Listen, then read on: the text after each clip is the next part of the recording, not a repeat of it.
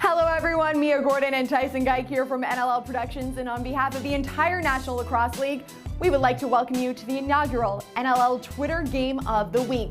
We've just passed the halfway point in the 31st season of the NLL, and tonight we bring you the Colorado Mammoth taking on the Toronto Rock here at the Air Canada Centre. So Tyson, let's break down this game. Toronto Rock are the second place team in the East Division, 6-4 on the season, while the Colorado Mammoth are second place in the West Division with a 6-6 record. Now the Toronto Rock have not dropped a single game to a West Division opponent on the 2017 season, a perfect 3-0, while the Colorado Mammoth, kind of similar, 3-0 against East Division opponents. So that streak will be broken for one of these teams tonight.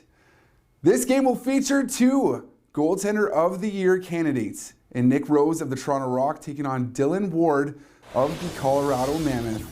Both goaltenders products of the Orangeville Northman minor lacrosse system, both named Goaltender of the Year finalists in 2016, and both have been playing some stellar lacrosse in 2017. Rose and Ward have the first and second best goals against averages in the league respectively, and the third and second best save percentages in the league respectively as well. So we can expect a goaltender duel, and both of these teams bring a defense-first approach to their game as well, Mia. You speak about the goaltenders, but what are some other key players that we should watch for in this game? Well, for the Toronto Rock, it's got to be Tom Schreiber, the rookie, the American, who's made the transition to the box lacrosse game so well. Schreiber is the leading candidate to be named Rookie of the Year in 2017. He's put up a very impressive 17 goals and 36 assists over 10 games in his very first season of box lacrosse ever. He's coming off of an 8-point performance against the Calgary Roughnecks, and everyone should have a close eye on this young gun. For the Colorado Mammoth, it's undoubtedly Callum Crawford. Here's a player that led the league in assists in 2016 and currently sits second in the league in points with 66. The 11-year NLL veteran has been an integral part of a Colorado Mammoth offense all season. Lots of talent on display from both of these clubs. We have a great matchup for you here tonight. It is going to be an exciting one for sure. We are inching closer to the face-off, so let's send it up to Brian Shanahan and Andy McNamara with the call.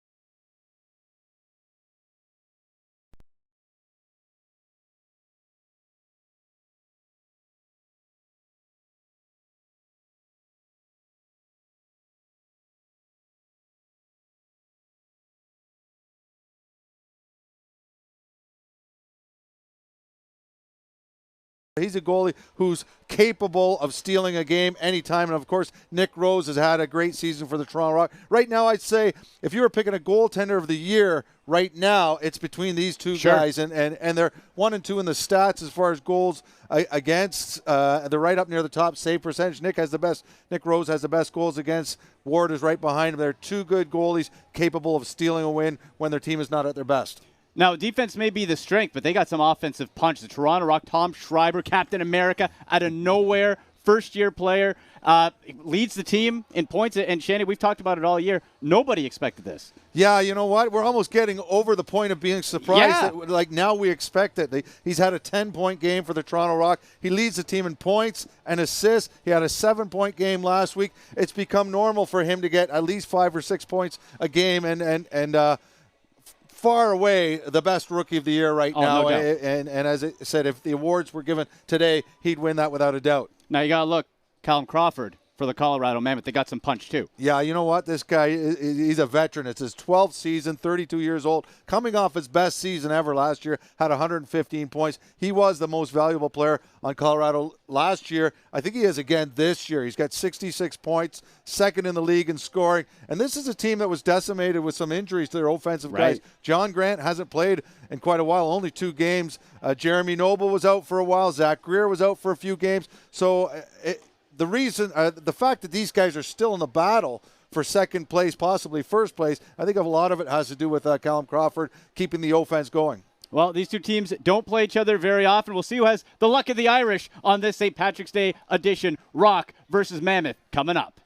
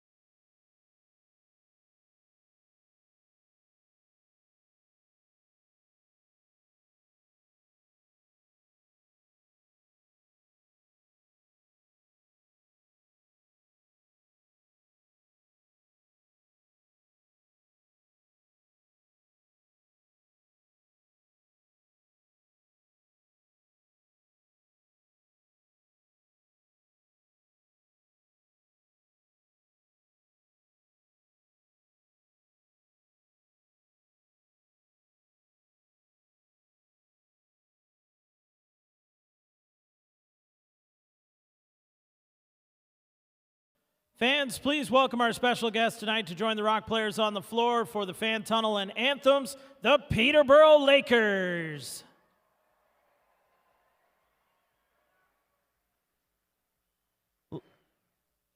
Ladies and gentlemen, please give a warm St. Paddy's Day welcome to the Highland Creek Pipe Band.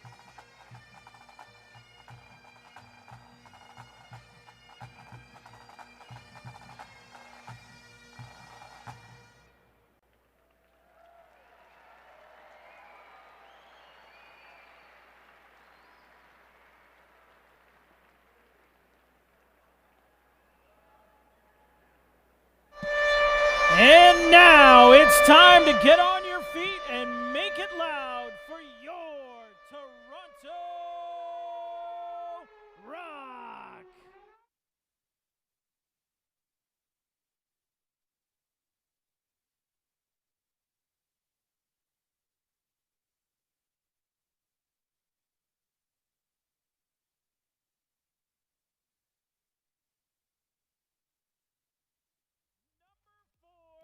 Jesse Gamble.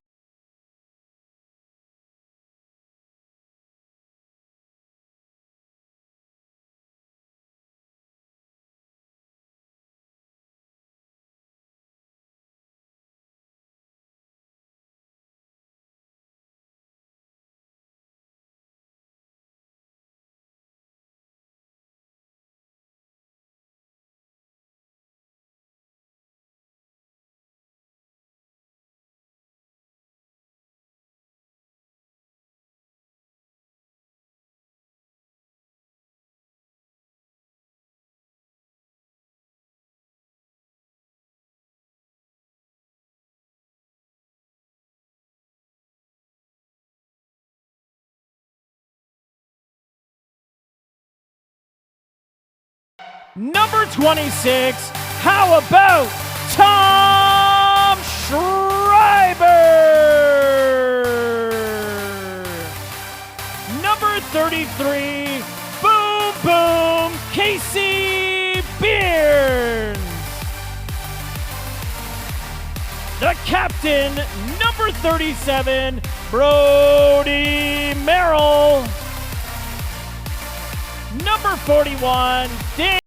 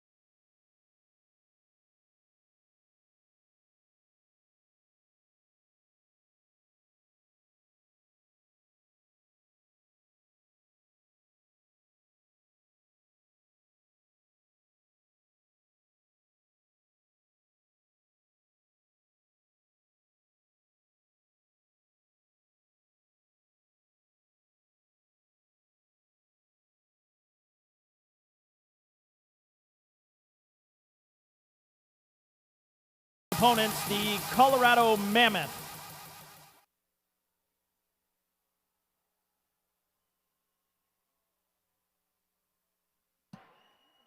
At this time, fans, please rise, remove your hats, and welcome the Rock Zone Scotty Newlands for the singing of the American and Canadian national anthems.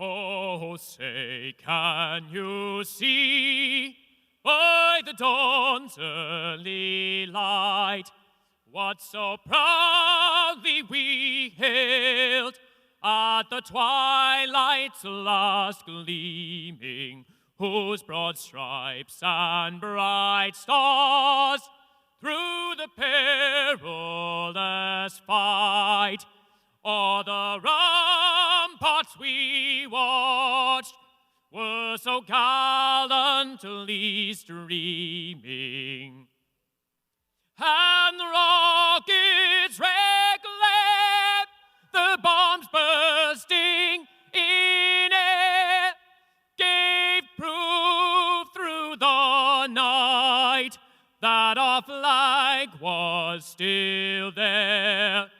Oh, say does that star-spangled banner yet wave o'er the land of the free and the home of the brave.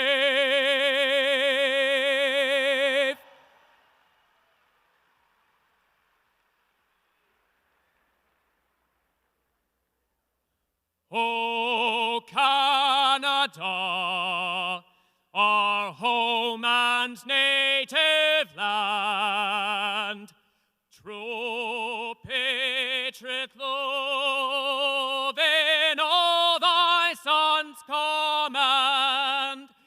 With glowing hearts we see thee rise, the true North strong and free.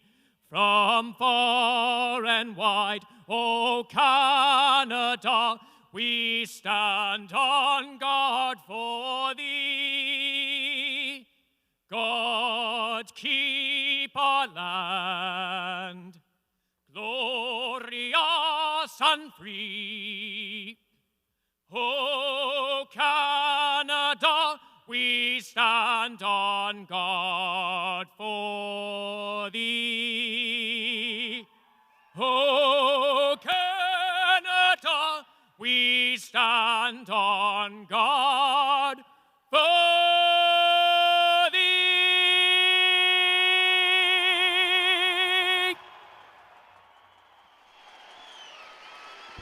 Happy St. Patrick's Day, everybody. Live from the Air Canada Centre in downtown Toronto. Andy McNamara alongside Brian Shanahan with you as we get set for the Toronto Rock hosting the Colorado Mammoth. And Shanny, we touched on it in the pregame. Two of the best goaltenders in the NLL. Yeah, you got Dylan Ward for Colorado's fourth year. He's quickly established himself as an elite goaltender in the NLL. And Nick Rose probably or definitely having his best season. Yeah. He's likely the MVP of this Toronto Rock team at this point in the season. You can probably make an argument for Tom Schreiber as well, but two of the best goalies, and statistically, they're right up at the top of the league as well. This could be a defensive battle. Sure, and we got the bagpipers out here, the pageantry of St. Patrick's Day. And important games for both these clubs, Shanny, because both are in second place in their respective divisions. The Mammoth, tough weekend last week. 2 losses. You don't want to blame it on travel, but I think it's a legitimate excuse. Yeah, they had a real tough go getting from Saskatchewan to Colorado for a game the next day, and I think that was a factor for sure. But yeah, tough weekend, especially since they came so close to beating Saskatchewan. So they were battling for first place that weekend, and they had their eyes on first place, and it's such a fine line in this league. You know, whether you win or lose in overtime can make a huge difference at the end of the year. Now, interesting storyline to follow here is the two face-off men. You had two of the best in the NLL in Bradley Cree and Dan Coates. Both are out for this game. Yeah. So you have two the two backups in, but each one the Mammoth were third in face-off wins at 53.7%, and Cree was hitting 60% of his draws. Yeah, you know, both strong players, strong defensive players as well. And it almost seems fair that they're both out to even things up. Right, absolutely. All right, and you see the Toronto Rock in their sharp St. Paddy's Day uniforms. Gold helmets, green jerseys, Colorado Mammoth, white, gold, and maroon. Those are the two big boys right there. You see Nick Rose still with a goals against average at under 10 and the save percentage. So this could be, as you said, a defensive battle, but just when we say that, yeah. As soon as we say it's going to be a defensive battle, it's almost like inevitably it's going to turn out to be a high-scoring affair. No doubt. A nice crowd here at the ACC, and we welcome in all our viewers on Twitter for the first live streaming game, as well as on NLLTV.com. And even though we say that these are two defensive teams, and they have the two best defensive records in the NLL, both of these teams are capable of putting up big offensive numbers. They've scored 18 goals each. Colorado just a couple of weeks ago, and Toronto has done it a few times, put up 16 last week. Oh, sure. And so you have Tom Schreiber for the Toronto Rock and Callum Crawford for the Colorado Mammoth. Also, Zach Greer. Back in that big trade over the summer going for Adam Jones. Big trade. Adam Jones for Zach Greer, 2 superstars moving from teams from Saskatchewan to Colorado. All right. Kneel down in the scrum here. Yeah, Geich and Magnuson, the 2 backup face-off men. Here we go. And the draw after the ball's dropped will go to the Toronto Rock. There's Magnuson hustling over center to the right wing. He's being hacked. Feeds Littner right away. Shot right on. And Dylan Ward tested early and comes up with it. Holding. Dylan Ward is 6'5", a big man. Covers a lot of net, and you saw that, the way he took away the angle. Both of these goaltenders, I'd say, are angle guys. They like to use their size to get out, take away the angle. Right, both big bodies. And going to the weak side, feed coming over top, and a swiping save by Nick Rose. And now it's Toronto with possession. The speedy veteran Sandy Chapman drops, tried for Damon Edwards. Attempting to corral it, Tom Schreiber in the neutral zone.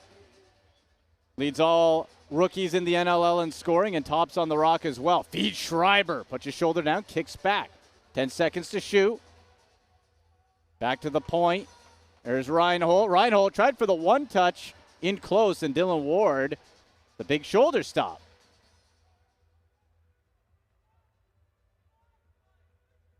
Stefan LeBlanc, and Littner slipped as he went to get the pass from LeBlanc. It's an over and back call on Casey Behrens, who had an assist in his return. Hold on now. Racing in, and Rose was able to save the Rock. Greg Downing took advantage of the Rock being a little slow to get set back up, and now Toronto coming back the other way. Challen Rogers. 20 on the shot clock, nearly collided with his teammate. Stefan LeBlanc from the right side went for a low 5-hole. And LeBlanc picking up his own rebound. Fresh 30. Rock will now get some fresh legs on offense. Tried for Mikey McDonald, and that gets past Hickey. So Toronto needs to let it go here for an over and back. Toronto's been caught in a couple over and backs. That one was a bit of a blind pass, a hopeful pass. Shot. Whoa, and it got redirected, and lucky for Nick Rose, that had a lot of velocity behind it. Now Littner galloping up the floor. Feeds Hickey in stride, scores! Brett Hickey! 1-0, Toronto. Well, Toronto was a little bit fortunate that Brett Hickey, their best shooter offensively, got caught on defense. So when the ball went back up the floor offensively, they're moving the ball up to their best shooter, who puts it away. And it looks like Ward guesses the wrong way, gets a piece of it still. But Brett Hickey, hottest shooter, 25th goal of the season. And a nice feed by Littner there. So Brett Hickey continues to lead the Rock in goals and is just 2 shy for 100 in his NLL career. And Edwards better get that over center, and he does. Try to feed Jesse Gamble. Gets through him. There's Josh Sullivan. Gillis with the crisp pass in the neutral zone. He'll head off. Chris Wardle on the right side. Wardle pulls it back. And 10 to shoot. Trying and scores. Wow. Out the back door, Jacob Rue diving through the air to tie it at 1. Yeah, a little 2-man game here. A pick and roll. Ruiz does a great job. He throws the pick, causes the defenders to switch, turns straight to the net with the extra step, and then dives across to put it in half an empty net. 12-13 left in the opening quarter, tied at 1. You see the 13th goal of the season there for Rue. So the 2 backup face-off men. It evens things up a little bit, I guess, Shanny. You had 2 of the best on each of these clubs. They're both out, so you get the backups. There's Reed, who gets rid of it. Callum Crawford gets his 45th assist of the season. An absolute machine. There's Zach Greer coming over from the defending NLL champion Saskatchewan Rush, and a huge trade with Adam Jones in the offseason. Went top shelf in behind Rose. Scooped up by Rue. He'll get harassed. As the shot clock hits 0, the Rock will get possession after it bounces into the crowd. Phil Caputo, nice story. Big body guy, 6'3", about 230. Phil Caputo playing some defense. He's been playing offense so far this year, but they feel for a young guy, he's got great versatility. Yeah. He can play on both ends of the floor. Making a move and a skip shot by Mikey McDonald off the mark. Tom Schreiber, nice pick set there by Casey Beer. And Schreiber sent back to the point, over the top to McDonald, and Dylan Ward stoned him. There's Stewart jogging over center. And Wardle, stutter step. He's going to wait for reinforcements coming off the bench. Keep an eye on Crawford. Wow! Wow! With the one hop. Kyle Crawford, he turned, he leapt, and he buried it. 2-1 Colorado. This is such a tough shot to take, to get the power. He gets behind this shot while in the air. Watch this. And I think he jumped so high that he changed the angle on the shot. Yeah. Helped him fool Nick Rose. 23rd goal of the season for the 6'3", 205-pounder out of Ottawa. Colorado leads 2-1. Magnuson down to a knee, trying to pick up that scrum off the faceoff, holding in on him. Loose ball in front of the Toronto goal. And Ward will toss it over to Hope. The Colorado captain. He clicks on the right side. McLaughlin. Eli McLaughlin, what a season he's having. Second in team scoring. You have Greer on the right. And they seem to be going high a lot, Shanny. They're testing Rose up top. Yeah, that shot hit the post, I believe. That Yeah. was just a floater, and that actually hit the post. We're up high here in the media gondola box at the ACC, Shanny, but you can just tell the size of Callum Crawford even from here. Greer with the one touch, again off the back foot, just outside the crease, but he was off the mark. Toronto tries to regroup now. Damon Edwards over center. You have Reed Reinhold. Reinhold puts his shoulder down, runs into the wall of Greg Downing. Hickey on the left wing. Schreiber sets the pick. Over to Reinhold. Little swim move. Spinning back. 8 to shoot. Didn't get through. And Gillis will get it up to Sullivan, who catches Stewart in stride. And Stewart just put on the brakes. You could tell he wanted that one. There's Chris Wardle looking for a lane. Dropped it nicely to McLaughlin, but Rose is up to it. And that'll take us to our first break. The Mammoth lead the Rock 2-1. You're watching the National Lacrosse League on NLL TV.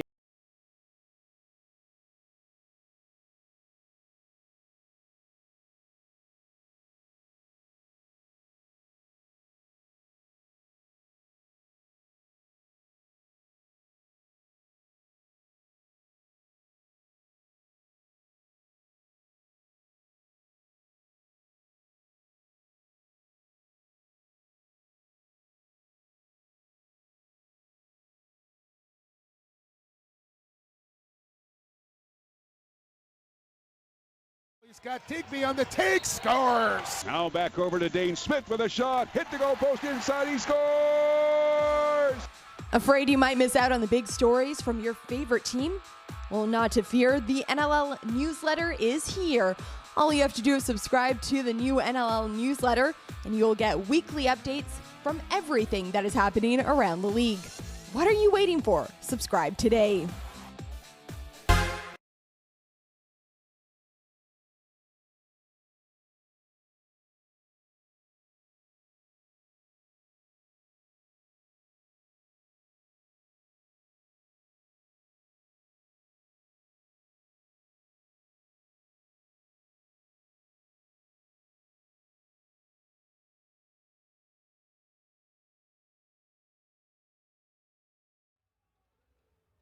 Back we are at the Air Canada Centre here on a St. Patrick's Day edition of The Rock versus the Mammoth. 2-1, the visitors leading. Andy McNamara alongside Brian Shanahan with you. The Rock looking to strike and even it up. Got in behind Ward.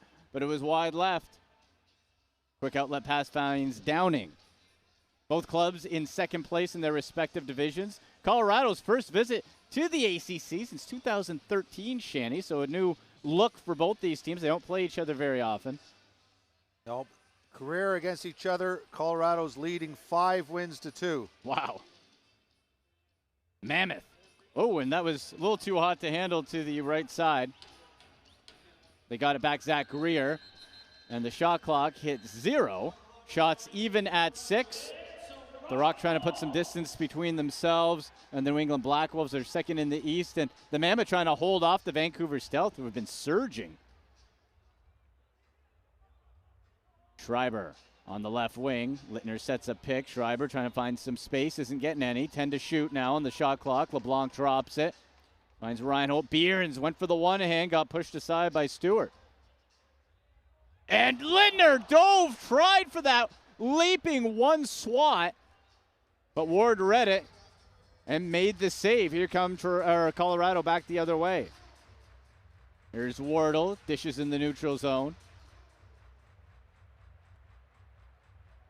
Wardle trying to set up there in the low post.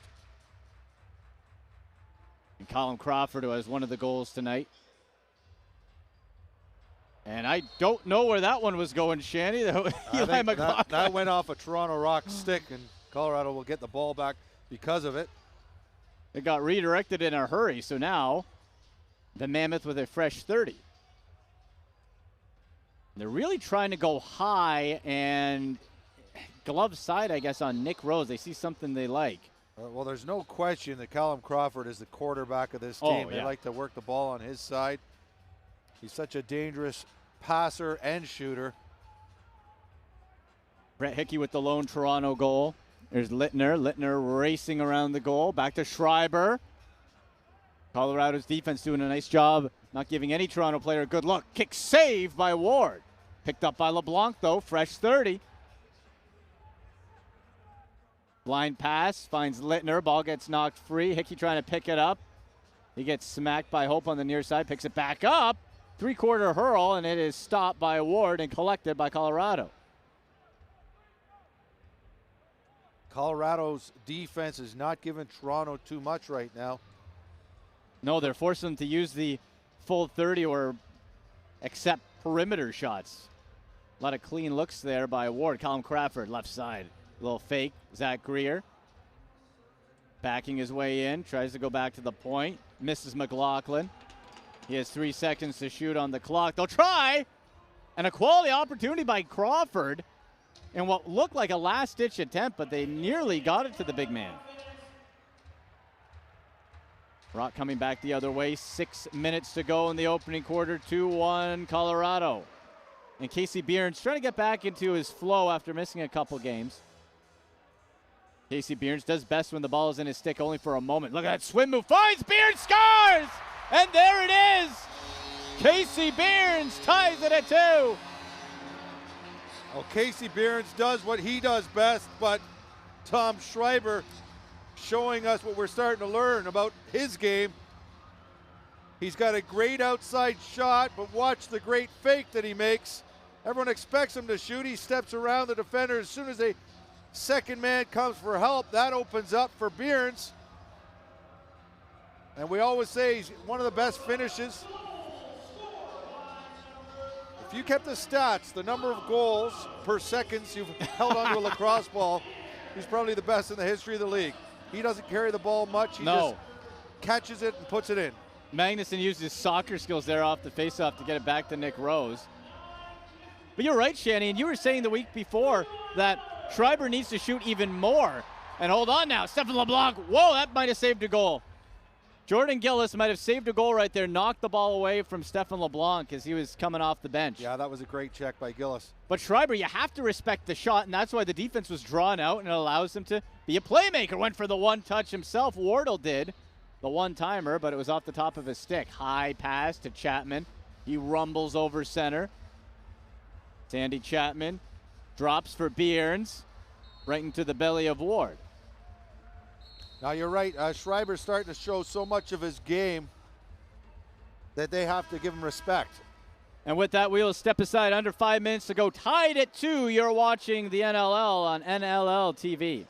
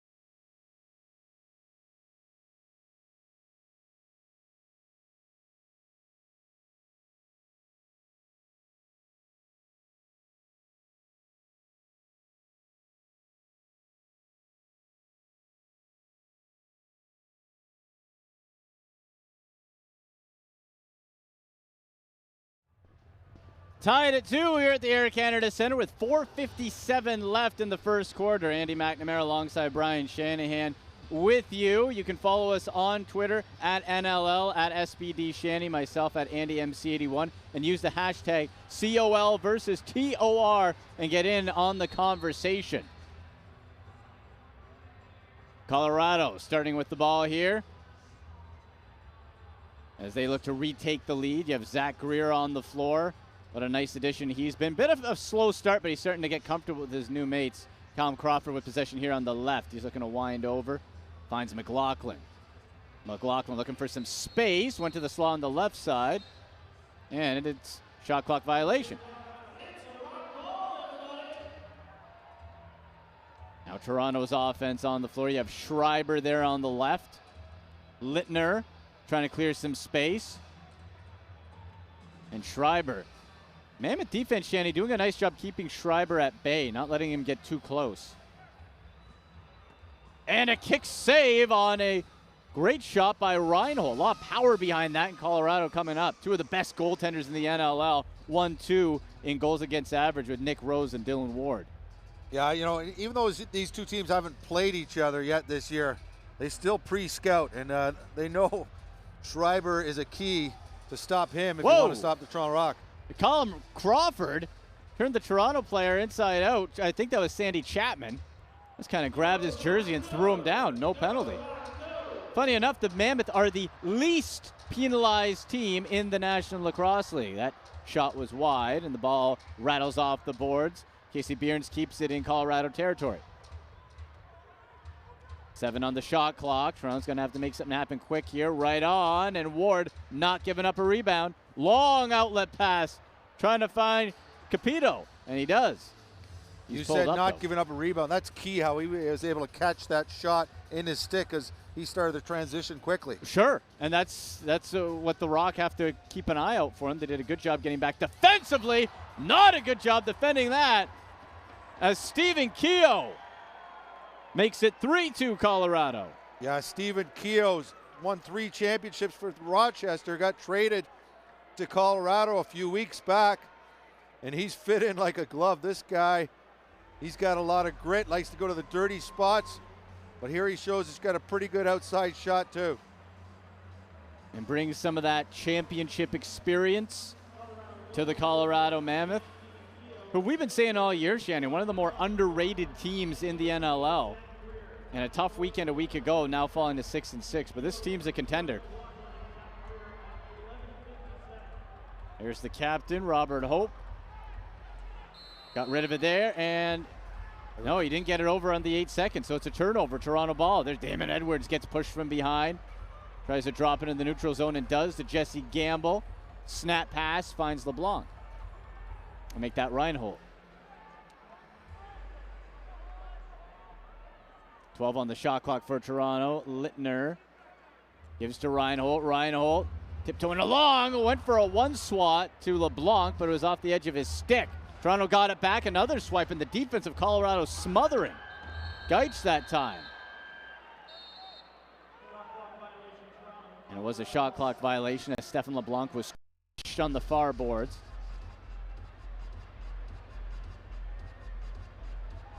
See Zach Greer. And you have Keogh's feeling it now. You said it, Shanny. They've been short-handed without a couple of stars for much of this season as Colorado. Greer all alone and scores. Colorado give it to Eli McLaughlin, who snuck in behind the Toronto D, and the Mammoth are up by 2. Really sneaky play by McLaughlin. He's a left shooter. He goes to his wrong side of the floor, fooled the defenders, and then just had enough patience to wait till Rose went down, reached around him. You got to wonder if they might throw the challenge flag on that. Coaches see the same replay we just saw, but doesn't look like they're making a move.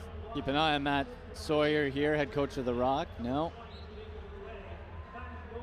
Magnuson down in that scrum trying to pick up the loose ball. Gamble has it, tosses it way high, a fly ball.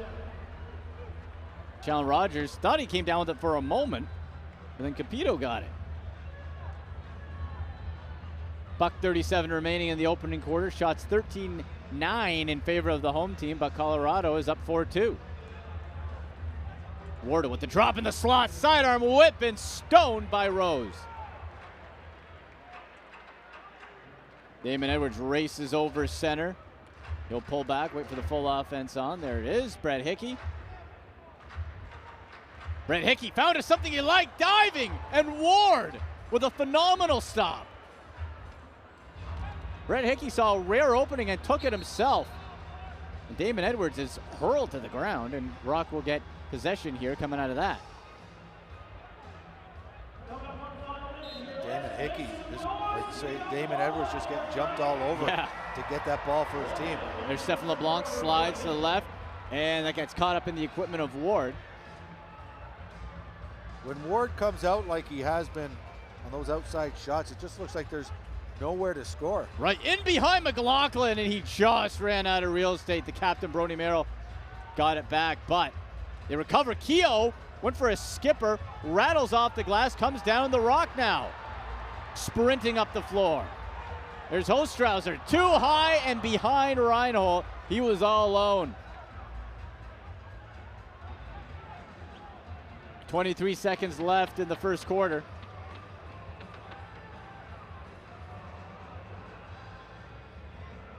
Colorado taking their time, and they have the extra attacker on. Dylan Ward to the bench.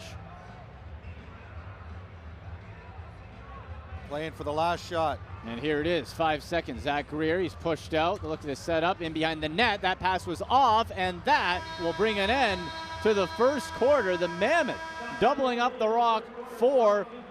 We'll step aside and come back with the second quarter. You're watching the National Lacrosse League.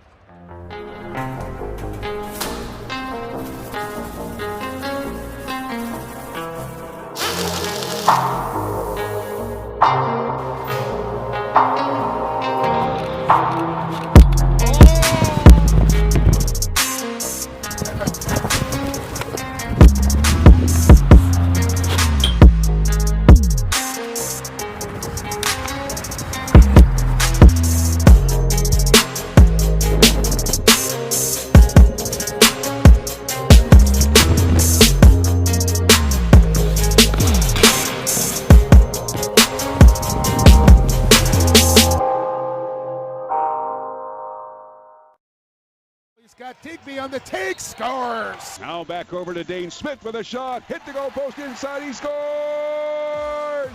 Afraid you might miss out on the big stories from your favorite team? Well, not to fear, the NLL newsletter is here. All you have to do is subscribe to the new NLL newsletter, and you'll get weekly updates from everything that is happening around the league. What are you waiting for? Subscribe today.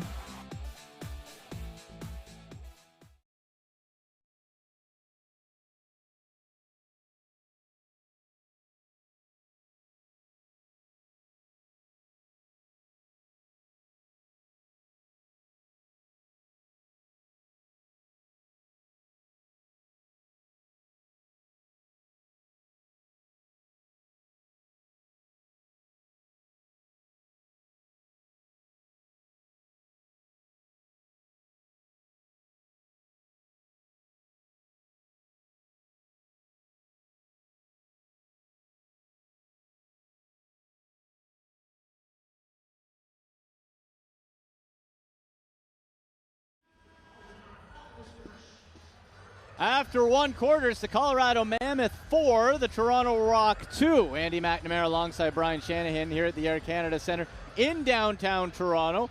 A nice start to this game, Shannon. We saw a little bit of, well, everything we talked about pregame, some great defense, and then flashes of offensive excellence. Yeah, you know, and we've been getting some great goaltending. We mentioned that, especially Dylan Ward. Colorado's been outshot 15-10. But really, it doesn't appear like he's been threatened too often. No. Goal scorers for the Mammoth: Rue, Keogh, McLaughlin, and Crawford. For the Rock, Hickey and Bierns. Toronto in their special St. Patty's Day green uniforms with their sharp gold helmets, and the always stylish Colorado Mammoth in black, white, and maroon. Tom Crawford pushes it back to Noble. Good to see Jeremy Noble back in the lineup. Crawford, boy, he let a lot loose on that shot, and it just stays in play over the glass. Just off the top. Rock coming back the other way. Gamble with the ground ball fielded nicely by Hickey. He'll wait for reinforcements.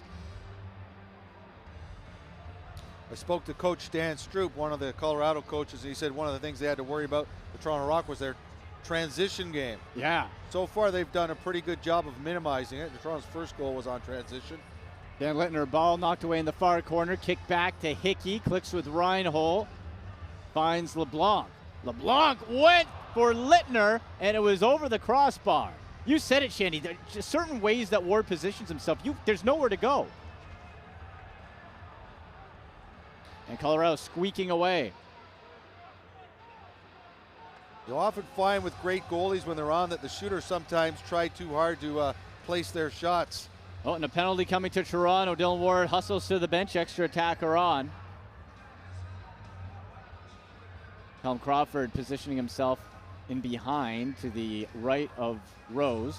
3 to shoot, and swing and a miss. The shot clock will hit 0. We'll see what the infraction is. First penalty of the game.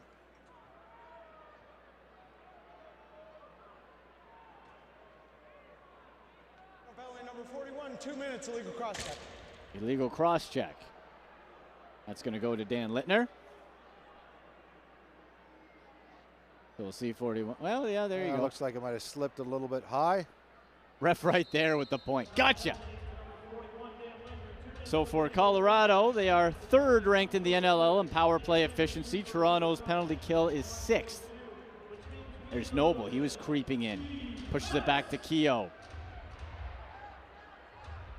There's Keogh at the point. Has a real quick release, does Keogh. Finds Crawford.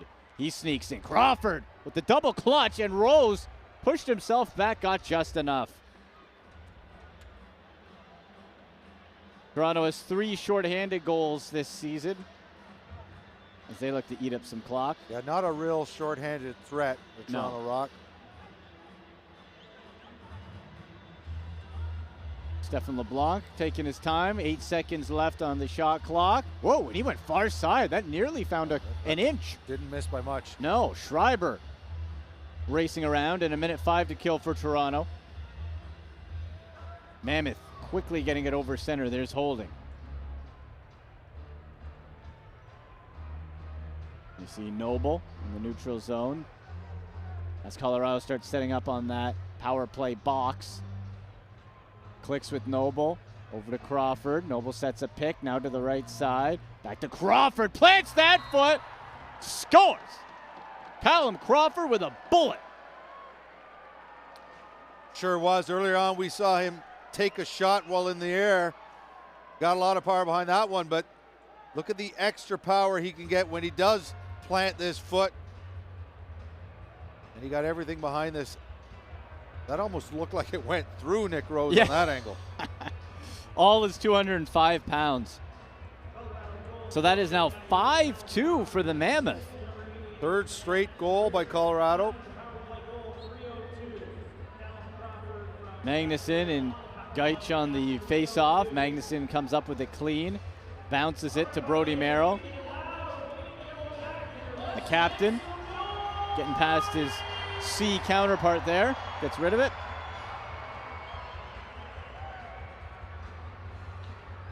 And that, not sure if that was a shot or trying for a bank pass or something, but it was well off the mark. It was a shot. The defender didn't let him follow through. And snap outlet pass from Dylan Ward to Sullivan. Tom Crawford back on the floor, has 2 tonight.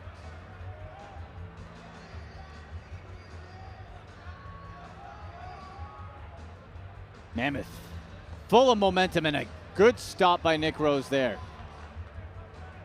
Mammoth trying to get him to go the other way. They get the rebound though, coming right back. Tom Crawford on the left wing. And a good pick set creates some room for Crawford. Crawford back and a screen shot. Shoulder saved by Rose, and Toronto coming up. It's Caputo. Caputo rumbling up the floor. Whoa, and Caputo just kind of tripped on himself. Went to turn. He hacks the stick away, so kind of made up for it, I guess. That was on Cameron Holding. Odd look there. Sometimes you see that, Shanny, the no contact, you get nervous. Yeah, it just looked like Caputo just slipped. Enabled the defender to come over and give him the stick check. Noble gets by Caputo. There'll be a rock ball on the turnover. 5-2 for the visitors. Off the bench. And that shot might have got a toe of somebody. Yeah, Change direction. Hostrauser gets a sleeper hold put on him. Rock, we're looking for a penalty on that play. Yeah. Didn't get one. Nope, the Mammoth are the least penalized team in the NLL. Well, you know. And scores! Didn't matter. Reed Reinhold found a space in the confusion and gives Toronto their third goal. Right, he just found an area to walk through. The pick comes low. Actually, it's almost like a one pick on 2 players, and he steps around and improves his angle for the shot. Yeah, not a lot of power behind that one, just good placement. Yeah, it's all in the pick, though. You know, that pick pretty much took out 2 players. So the Rock pulled it within 2. And the Mammoth looking to get that momentum back, and they have some room. Big shot and a juicy rebound taken by the Rock. And now it's Toronto coming back the other way with under 10 minutes to play in the half. They have Mikey McDonald on the floor. Kieran McCardle out of this game for personal reasons. High shot, wide rebound, scores! Stephen LeBlanc as the ball shot back off the backboards. And the Rock are within 1. Sometimes that long outside shot that's high and wide turns into a pass. I don't think this was the original intention, but that's what it turned into. And Steph LeBlanc is in the right spot to pick up that rebound and put it in. 12th goal this season for LeBlanc, 3rd in team scoring.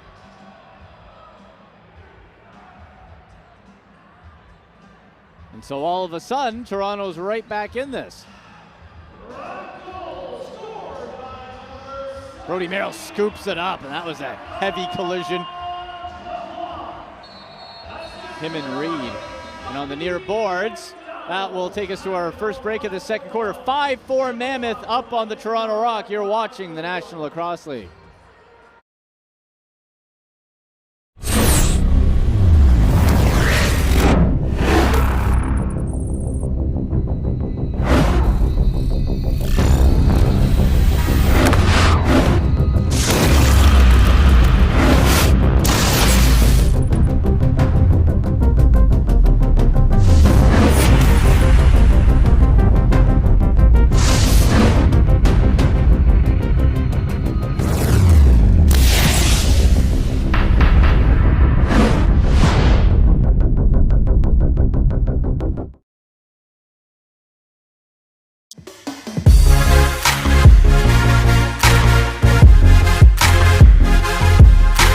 It's impossible.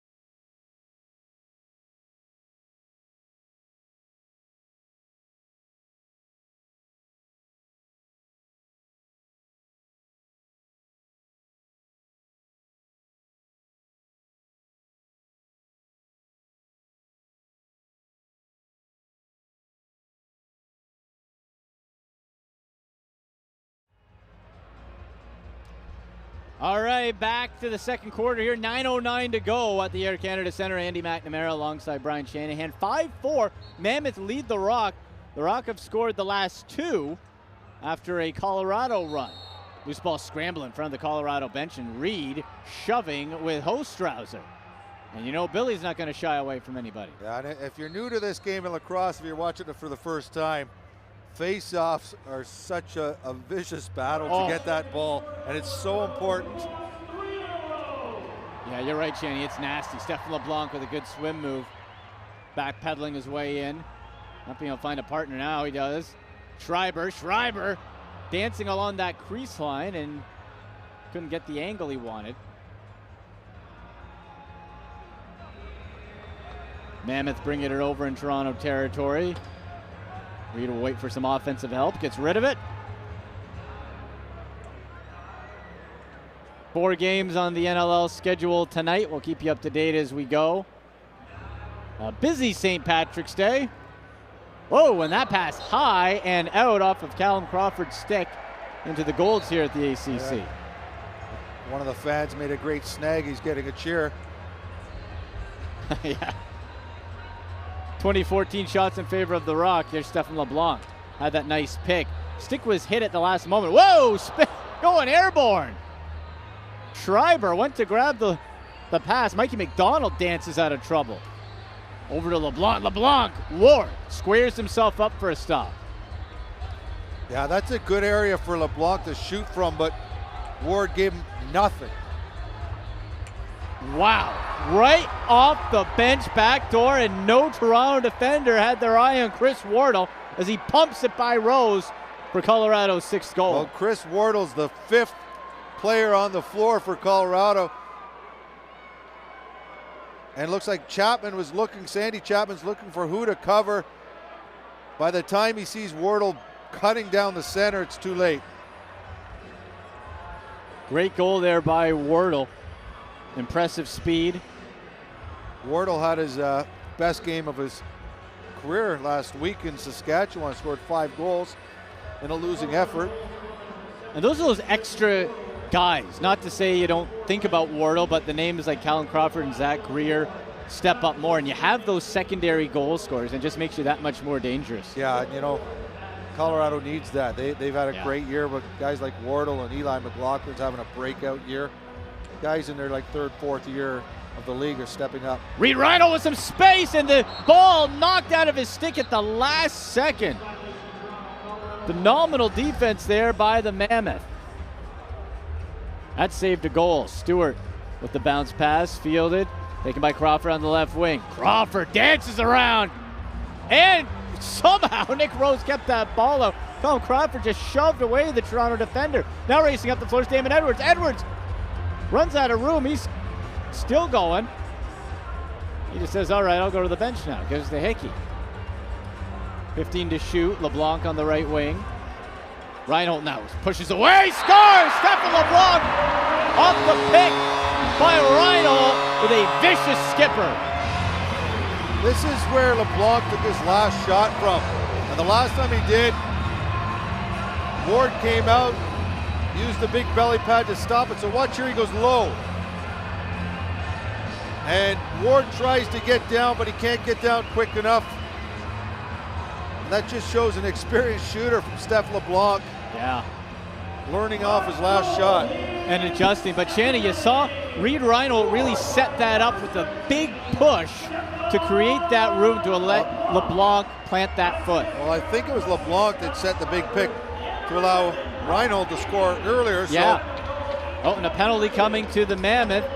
McRose heading to the bench for the extra attacker.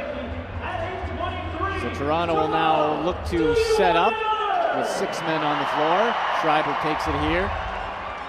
Takes to LeBlanc. 7 on the shot clock. They'll just keep feeding Stephen LeBlanc. And Mikey McDonald was absolutely robbed. What a save by Dylan Ward. Now that was huge. Man, and Stars coming right back to Toronto with the rebound off of that sensational save. And Toronto ties it at 6. Well, Mikey McDonald's probably saying that should have been my goal because he was absolutely robbed by Ward. But then the second time he wasn't able to get back fast enough on the veteran. Watch Behrens sneaking in. That's what he does. Oh, he's made a career of doing that. And you said it, the less time the ball is in his stick, the better he is. Yes. That was in for about a second, if that. Great pass. You know, you got to set up that goal by making the goalie think you're taking a shot. And Ward did get over, just not quick enough. 9th goal of the year for Behrens, 2nd of the game, as he shakes off the rest for missing a couple.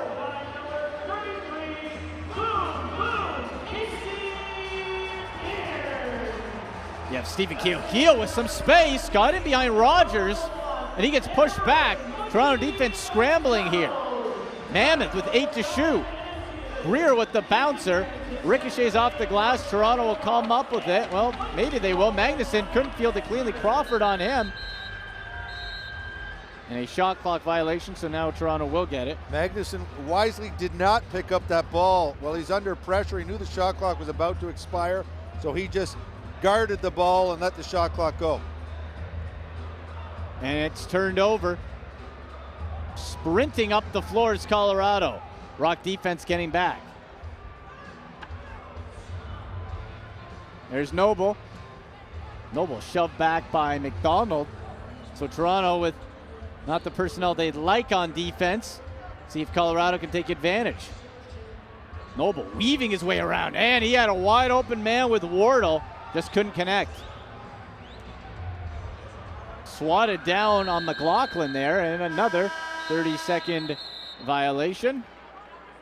And that will take us through another break. 4:42 to go in the second quarter. Oh. Welcome, lacrosse fans. Tyson Geik of NLL Productions here with you right now, and I'm joined by Shay Kewen, CEO and founder of the U-Hawk camera. We have some exciting news for you today. The NLL has officially partnered with the U-Hawk camera, the new official action camera of the National Lacrosse League. Shay, an exciting moment, for both parties here. Yeah, it's an incredible day. It's a big step and a big moment in the history of sports. And for the National Lacrosse step up and bring actual player point of view, video footage to fans at home in the actual real raw competition in the season, it's a monumental day, and we're very excited to be the official camera provider to be a part of that.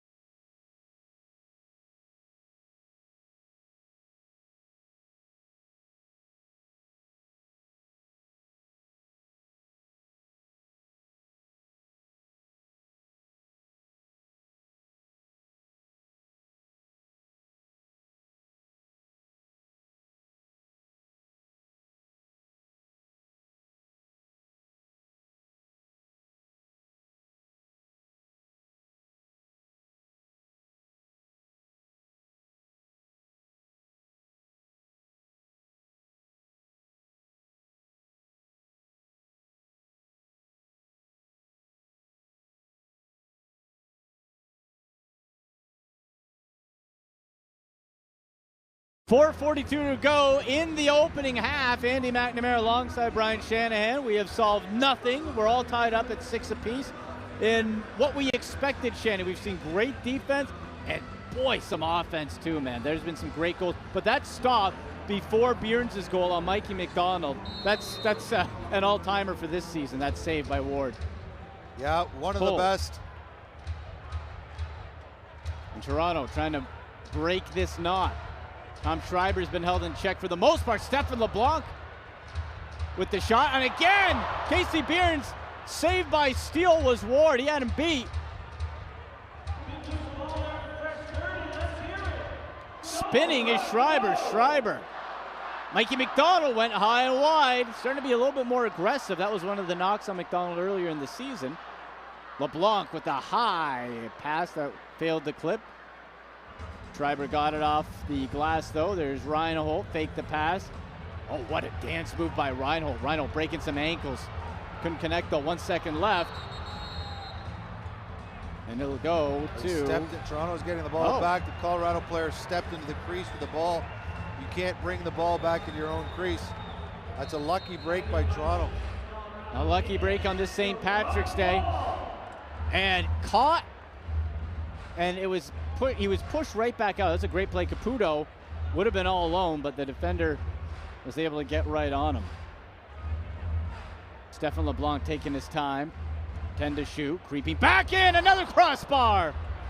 Ward, so good at cutting down the angles, saved twice by Steele. And Geitz will take it. Geitz with a breakaway. Geitz scores! Went 5-hole. He didn't field it cleanly, but was still able to get a step on the Rock defender coming off the bench. And not a good play by the Toronto offense. Going to the bench instead of running back. Watch, when that ball scooped up, there's no defenders. No.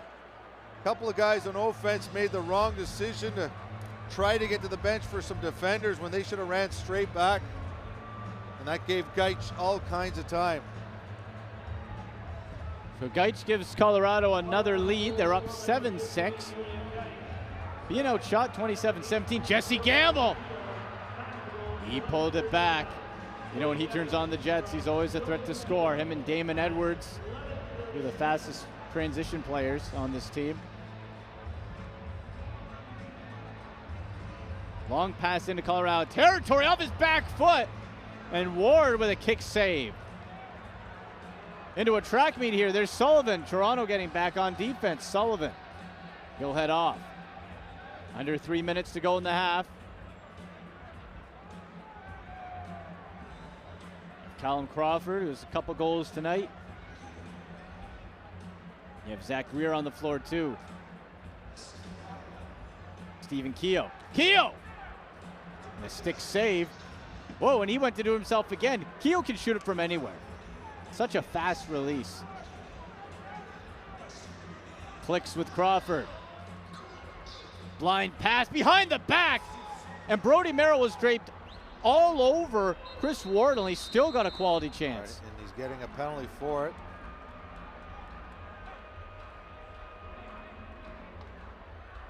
I was just impressed he was still able to get that shot off. Colorado will go to their second power play. Get the official call. Toronto penalty number 37, 2 minutes, illegal cross-checking. Illegal cross-check to Brody Merrill. Yeah. And again, if you're new to this game, cross-checking is legal as long as it's above the hips and below the shoulders. Yes. That was illegal. And it's another power play for the Mammoth.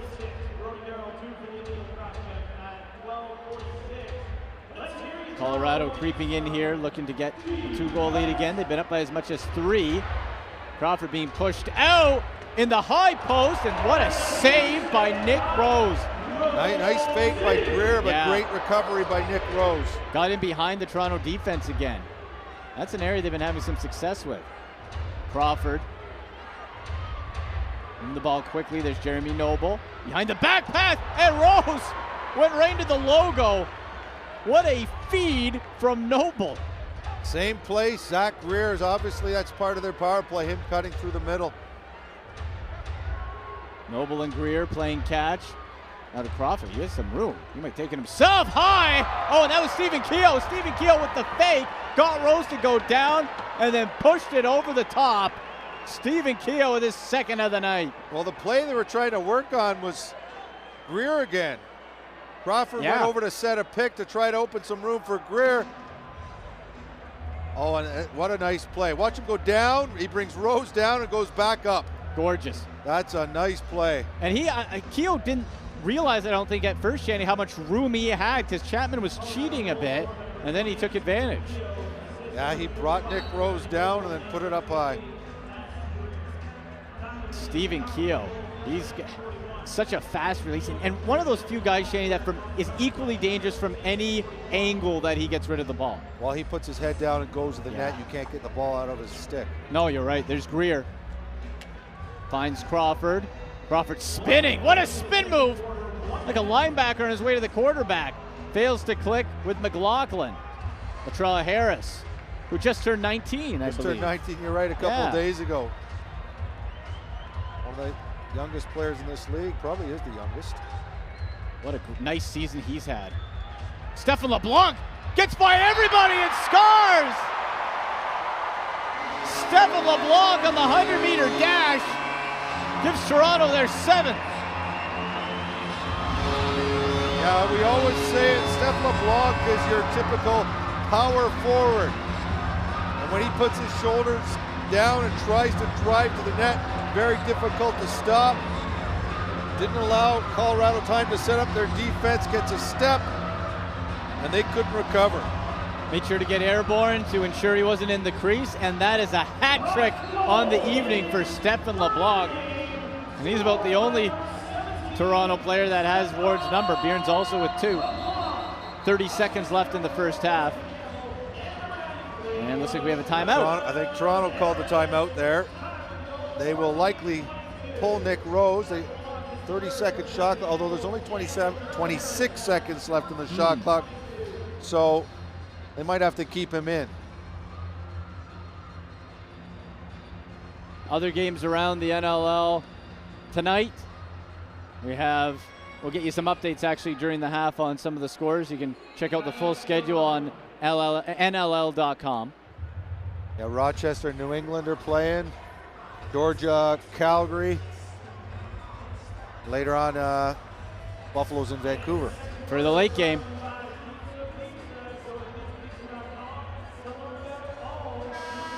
And Shanny, as we approach, we're in week 12. Like the playoff implications now are getting really important with tiebreakers and teams as the trade deadline approaches. Well, the interesting thing is, as the trade deadline approaches, there's no team that's out of it yet. No. Now there could be after this weekend potentially, and then you start talking about who's a buyer and who's a seller. Yeah, right now everybody has a chance. And both teams coming out of the timeout. 30.6 seconds left. Toronto up 29-22 in the shot category, and the Mammoth lead 8-7.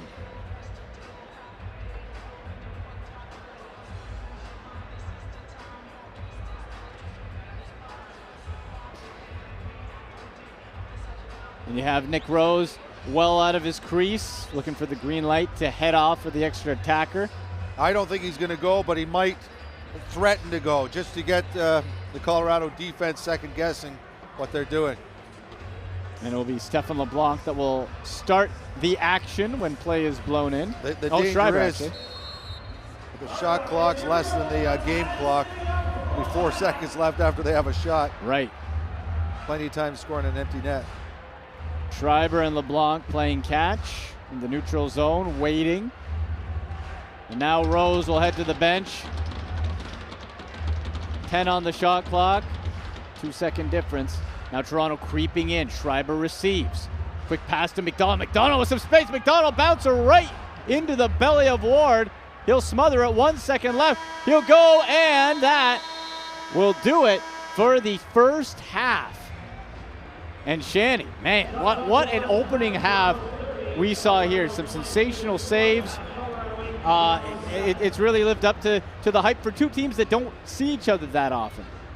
Yeah, you know, and when we talked about it potentially being a low-scoring affair, look at this. We've got 15 goals in a half. This could turn out to be a 16-15 You're right. game. You're right. And that being said, you have the two goaltenders with the lowest goals against average.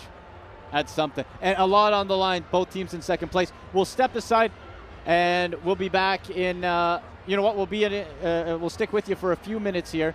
And, Shandy, when we look at Stephen LeBlanc in this first half, you have Dylan Ward as great a job as he's done, but Stephen LeBlanc has really been able to find that sweet spot from the outside first, then being able to dive in. Yeah, Steph LeBlanc, as I mentioned, he's like a power forward. Yeah. He puts his shoulder down. He's got a hard outside shot. He can drive to the net. Very difficult to stop once he gets ahead of steam, and that's what happened on that last goal. And, you know, that was Capito was the defender, one of the fastest guys in the NLL, and he got a step on him, and there was no way Capito was going to stop.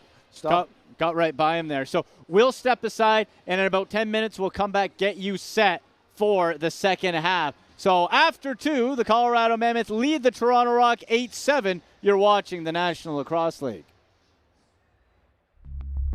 Pro lacrosse teams are now fielded in Philadelphia, Boston, New York, Maryland, Montreal, and Quebec. Yesterday, there was friendly competition and not so friendly competition. We knew our true colors weren't just worn on our backs, they were painted on our faces and hoisted as high in the air as we could possibly carry them. Whatever it took to claim our turf. Yesterday, we left it all out there. Blood, sweat, tears, you name it, we left it. We kept ourselves focused and we kept each other in check, and the only thing we took were epic shots. Yesterday, we saw more twists and turns in 8 seconds than most people saw in an entire season. We lost the ball, lost our minds, we lost count countless times in every game. If you could see the ball, that was a slow day. Yesterday, physics didn't apply to us. Gravity wasn't welcome in our box. Armed with just a stick and a ball, we took flight. Yesterday, we were the best we could be.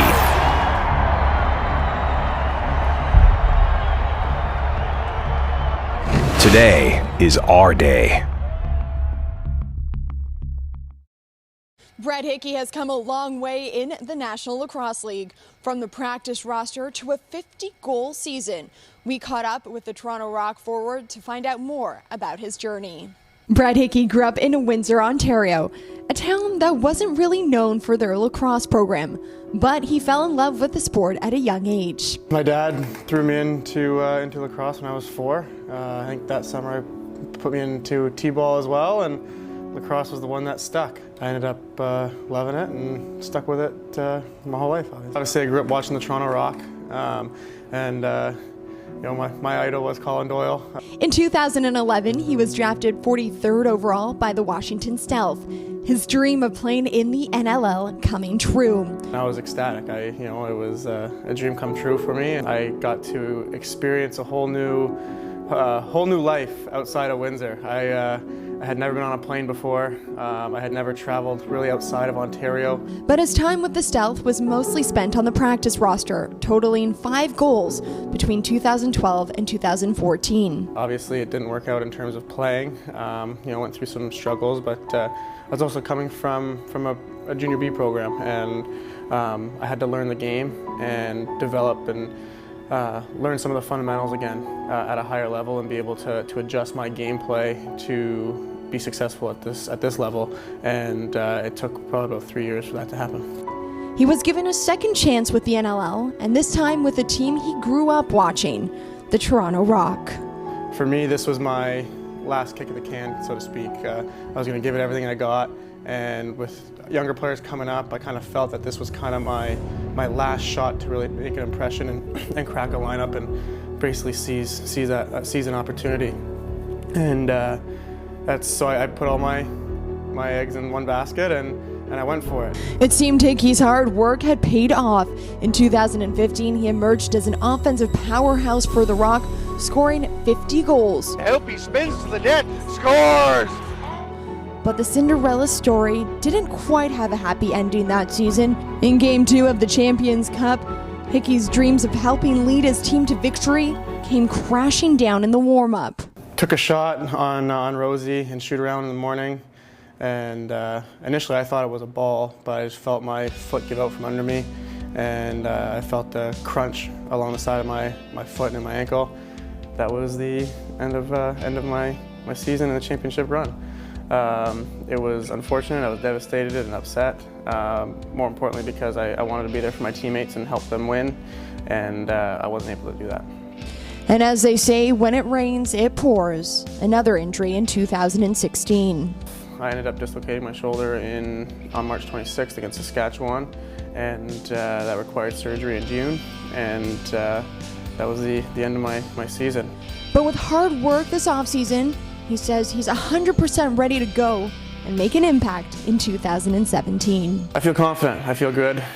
Personally, I feel strong. I feel in shape. I feel ready to go. Probably the best I've felt in probably a year and a half. And as a team, I think we're ready to turn a corner. For NLL Productions, I'm Mia Gordon.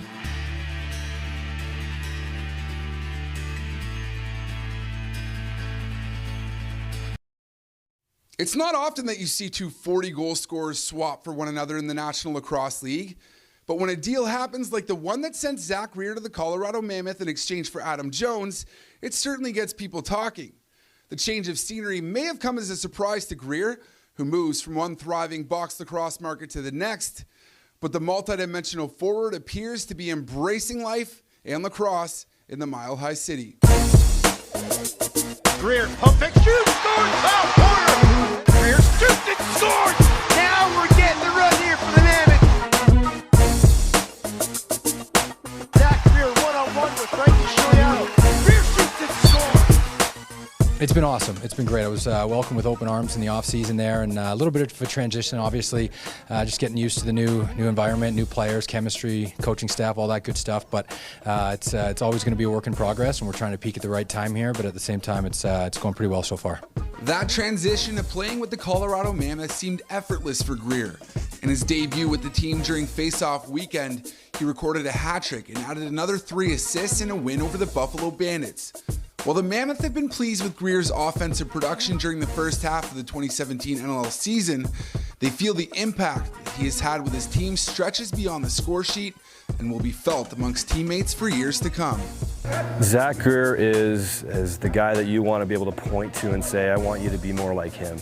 Especially for younger guys coming into this league and on this team, he sets a great example. He works hard, he does the right thing, and you know that you're going to rely on him. If he doesn't score 2 or 3 or 4 goals, then you know he's doing a lot of different things to help the team win that fans might not see, but coaching staff, teammates, executive staff, everybody sees that. Obviously, it's tough losing a talent like Adam Jones. Not only is he a phenomenal, one-of-a-kind, just gifted athlete, lacrosse player, he's an incredible guy, incredible teammate. And but you have a guy like Greersy comes in, and not saying anything against Jonesy, but they're just 2 different players, you know what I mean? Zach Greer he comes in here and you could just tell he's the first practice, he's the hardest working player on the floor, you know what I mean? With a guy that has the accolades that he does, it's not that he's just taking it for granted. He come out there, he wants to build a name here and he wants to make the team better. He'll do anything that's going to make the team better, and it's an honor to play with somebody like that. John Grant Jr., an 18-year NLL vet, maybe 12 years older than Greer, but even he didn't hesitate to admit that Greer has served him as a teacher of sorts. To learn from a guy who's younger, sometimes you get older, you think you know everything, but he's been awesome to help me out, even the young guys, and and he's putting the ball in the net. He's playing extremely well. He never stops working. I mean, a tremendous leader. The guy's won at every level, the guy's won, and he's literally like another coach out there, but he can still score goals and he sets picks. He does just everything. A product of both the Whitby Warriors and Duke lacrosse systems, there's no doubt that Greer knows what it takes to win. He's won back-to-back Champions Cups with the Rush organization. So when you ask him if he feels like the Mammoth have the instruments to win a championship, well, you've got to listen. We've got a lot of different pieces that it takes to win, and obviously, like I said, peaking at the right time is part of it. But we've got a great system in place. We've got goaltending, a great defense back there, which is obviously important when it comes to playoff time, even more so than the regular season. And that's going to be something that helps us get it done. And obviously, offense is still working hard to kind of figure out our way and figure out our chemistry a little bit. But it's early, and we're just trying to get better every time out. For NLL Productions, I'm Tyson Geik.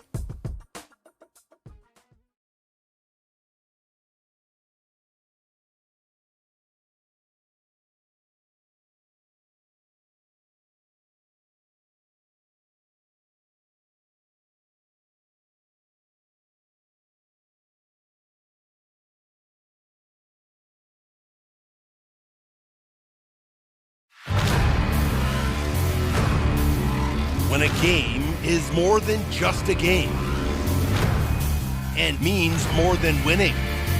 When you can feel hard hits and smooth moves. When you watch sparks fly and wheels turn.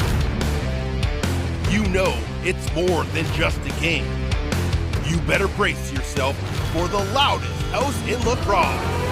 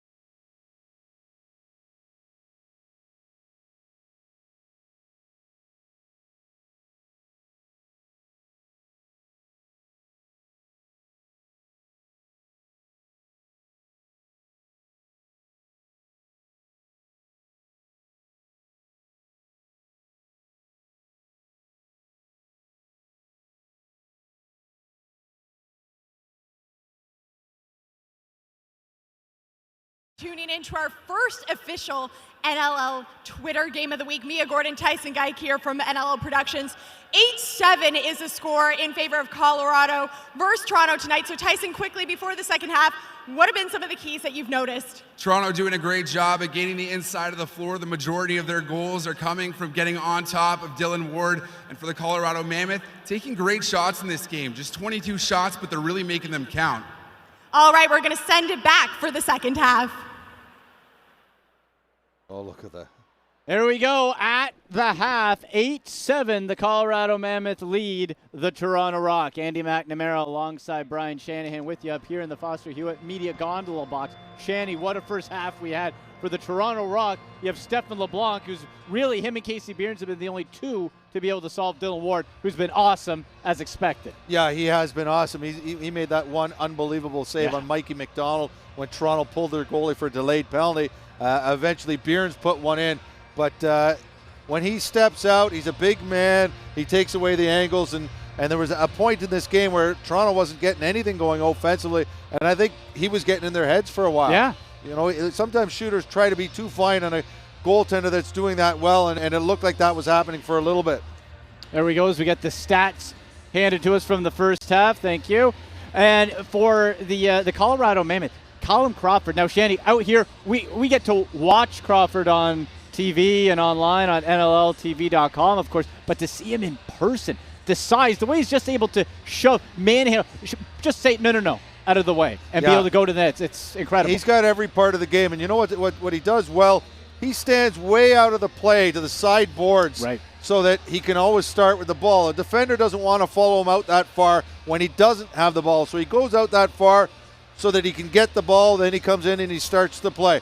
He's very good on the two-man game. He's got a good outside shot, and if they try to play him one-on-one straight up, he can get by most guys, like you said, with his size. He's got a great swim move as well. So, yeah, he is the most dangerous offensive player in this team. But I also like what Keogh has done. I was going to say Keogh. Big acquisition. They got him in a trade a few weeks ago, and, we've seen the offensive talent. He's always been a gritty player, goes to the net hard. But we saw the skill, too, and that last goal in the power play where he put Nick Rose down low and then put it upstairs was a really skilled goal. It was just like directing, like an air, like just say down, like training a dog, right? Down, boom, over the top. It was, and as I was saying, he can shoot and deliver that ball with accuracy and velocity from any angle. That makes him so dangerous. You can't predict it. If it's over the top, underneath, he can do whatever he wants. Yeah, he's a scary offensive shooter, and as you've said a few times, a lot of these young guys are starting to contribute as well. There we go, back to the floor 10 seconds before we start up the third quarter. And Shanny, you look at what this game means in the standings, and we'll keep you up to date on the scores as we can throughout the NLL. All 4 games happening tonight on this St. Patrick's Day. Hope everyone's enjoying themselves. But in the standings, if the Rock win tonight, They'll have 7 wins, tied with the Georgia Swarm, of course, depending how they shake things out. And then you have Colorado Mammoth at 6-6, second in the West, with the Vancouver Stealth coming on strong. Yeah, those couple of losses last week for Colorado suddenly puts them in the argument for third place, not just second or first. And the two best playoff, or rather face-off men, two of the best in the NLL, are out in this game, and Dan Coates and Bradley Cree. And so the backups are in there, and you see some physicality right off the bat. Gaich. And still a loose ball scramble in the neutral zone. This is what's amazing about the face-off battles. It's not necessarily the guys taking the face-offs. It's the guys who come in for the ground ball. But even though you may pick it up, you've got two guys jumping on you right away. We saw 2 turnovers, one by each team there, because there's no room after you pick up that ball. No, and you have to be so fast because your head is down and someone's right on top of you. Colorado in their white, black, and maroon uniforms over the top, and Nick Rose with a swiping save. And a long outlet pass trying to catch Latrell Harris in stride. Just turned 19 on the 15th. And couldn't get a late birthday assist to Stephen LeBlanc, who already has a hat trick. Greg Downing. And the Colorado offense sends it back to the neutral zone. There's Eli McLaughlin. He has a goal tonight. Second in the team in scoring. What a year he's having. And Stephen Keogh, snap pass. McLaughlin waiting. Ford to shoot. Wide shot back and trying to get Rose going to the other side, and he slid right over, but it was on, so a fresh 30 for Colorado. The Mammoth pressing. Oh, and Crawford would have been all alone, and swiping around the other side. Rose hugging that post. Yeah, you don't see Crawford miss a pass like that too often. It looks like he took his eye off the ball for a second. And then still almost scored, coming from behind the net. There's Dan Littner. He's got some hops. This kid can fly through the air. Tom Schreiber looking for a lane. He's being pushed back. 8 seconds on the shot clock. Back to Bearns. Bearns lets loose. High and wide.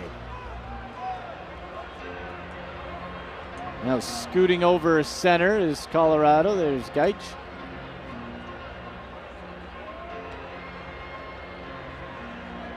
That'll be Zach Greer. Crawford on the floor too. Clicks with McLaughlin up to the point, and Crawford didn't get all he wanted on that. The ball sails into the second row on the far side. Went off a Colorado player, so Toronto will bring it out. 8-7 the score for the visitors. Stephen LeBlanc spinning away. There's Schreiber with a swim move. Back to the point for Hickey, lets it rip, and Dylan Ward, he just got that arm in close and made the save. You're not going to beat him too often from out there when he's given a chance to step out. And you mentioned earlier, he's so good at not giving up rebounds. A lot of goalies might have let a second opportunity there, not Ward. There's Wardle to the weak side. And a sidearm whip by Keogh. Rose saw all of it for a nice save. And Damon Edwards turns on the Jets. It's a 3-on-2 for a second. Now Colorado evening up. Edwards off the post! Third post of the game, saving Colorado. Edwards had him beat there. Gaich with the bounce pass. Nicely done. Best friend, the post. Yeah. There's McLaughlin on the right wing. Gives to the left. Stephen Keogh shoved out. Latrell Harris on him. Shot clock running out behind the back pass. Scores! Oh my! What a goal with no space and a behind the back bouncer. Watch this pass. Nobody expected it. I believe it's Keogh again. No, it's not Keogh. Winds up for the shot. Makes the pass to Ilya Gaich. Puts it in over the shoulder. Beautiful play. Gaich with his second of the night. The first one came off a turnover earlier, and this one was just amazing. Highlight reel goal there by Ilya Gaich. It'll be Colorado possession here. Capito to the right wing.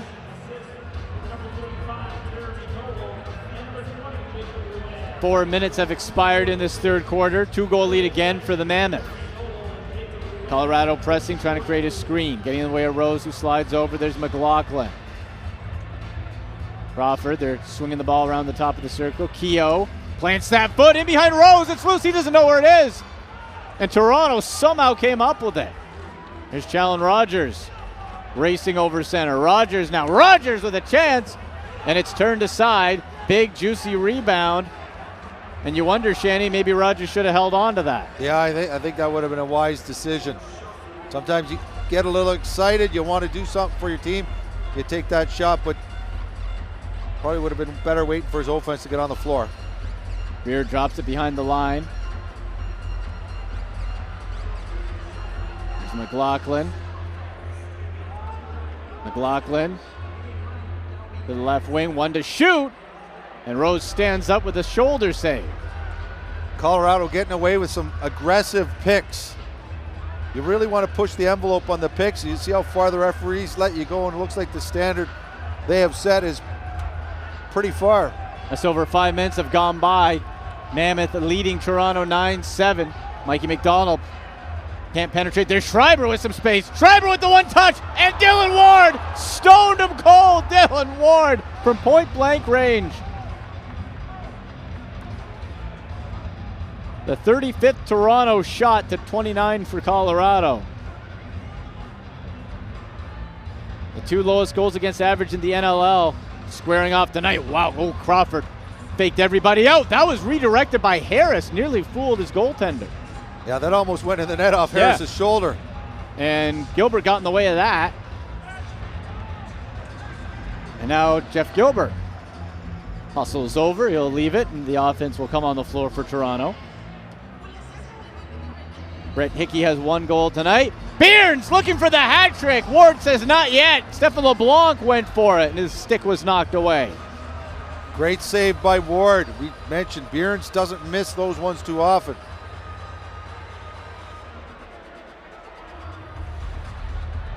Eli McLaughlin slithering over, dumps it to behind the line. Watch out for Keogh. He's moving to the low post. He called for it, but the pass was wide from McLaughlin and off the mark. They got it. Toe stopped by Rose. And it'll be a fresh 30 for Colorado. Stephen Keogh. How does he still have the ball? 2, 3 defenders. 4 now. Stephen Keogh, how's he doing it? Nothing but green and white and Stephen Keogh. He still has it. Keogh with glue in his stick. I don't know how that was possible. Started out with 2, 3, 4, and now Toronto finally has it. Damon Edwards bullying his way through, and Edwards, after all that, scores for Toronto. Well, you said it. After all that, Stephen Keogh trying to bull his way to the net. 4 guys all over him before Toronto could eventually get him to shoot wide. And then Damon Edwards comes down. Great transition player, great defender, great speed, but he's also shown some great offensive touch this year, and he puts it in. Shoved his way past Reed and pulls Toronto to within one, his 7th of the season. I'm surprised that neither team has thrown a flag, a challenge flag. Yeah. I thought that was relatively close. I still don't know how Stephen Keogh kept that ball. That was insanity, my goodness. 7:44 left in the third quarter. There's Zach Greer. Greer dumps it, and now moving the ball to Rouet. Greer cuts in and off the crossbar. Toronto's turn to be saved by the post.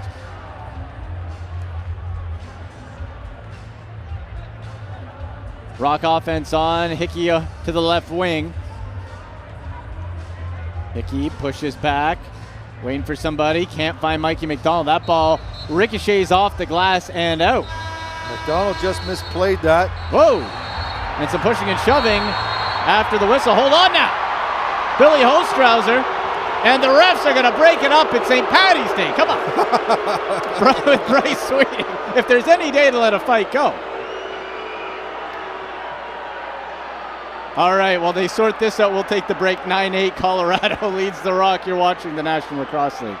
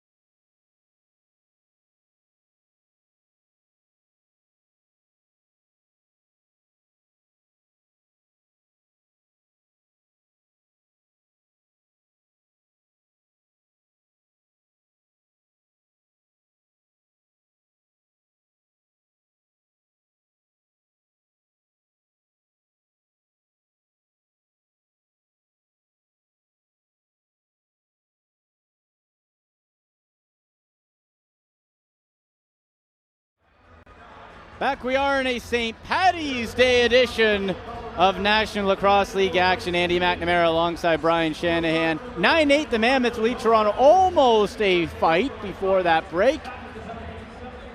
But the referees said no. Eli McLaughlin has the ball knocked free. Loose ball scramble. Toronto comes up with it. Jesse Gamble. Gamble now in the right wing with breakaway speed. Toronto Rock in their special St. Patrick's Day green and white and gold uniforms and those gold helmets. And the Mammoth, and they're always good looking, black, white, and maroon unis. Toronto trying to tie this thing up again. Tom Schreiber has a helper but has been kept quiet. The Mammoth have not let him penetrate. Stefan LeBlanc, though, off the backboards and nearly put one past Ward as the shot clock hit 0. Yeah, you're correct in your assessment of Schreiber's got a few assists, but I don't even know if he's got a shot on net yet. Huh. And I don't know if that's just Colorado's game plan against him. And if it is, they've done a pretty good job. They've kept it out. Field that line drive. Did Chris Wardle. He has one tonight. Wardle calling for it in the low post. Skip shot. Now those are the ones we were talking about. That's an outside shot. He's not trying to score. He's just hoping for a rebound to get a reset. And that's what Stephen Keogh got there. And we were mentioning how Dylan Ward has managed to scoop all those up this game. Yeah, you're right. And Rose gave it up. So a whole bunch more time. Boy, did Creighton Reed let that roll. Whoa. I want to see that again. Nick Rose made the first stop and then surging in. Stephen Keogh was like a plane. It was actually Rouet this time. Oh, Rouet got it. Okay, let's see. It was just like a hockey rebound. The rebound came out. Look at that. And really, you can't blame Rose. That's the defender's job to box out the guy that they're covering. They cannot let him get to the net to pick up that ball.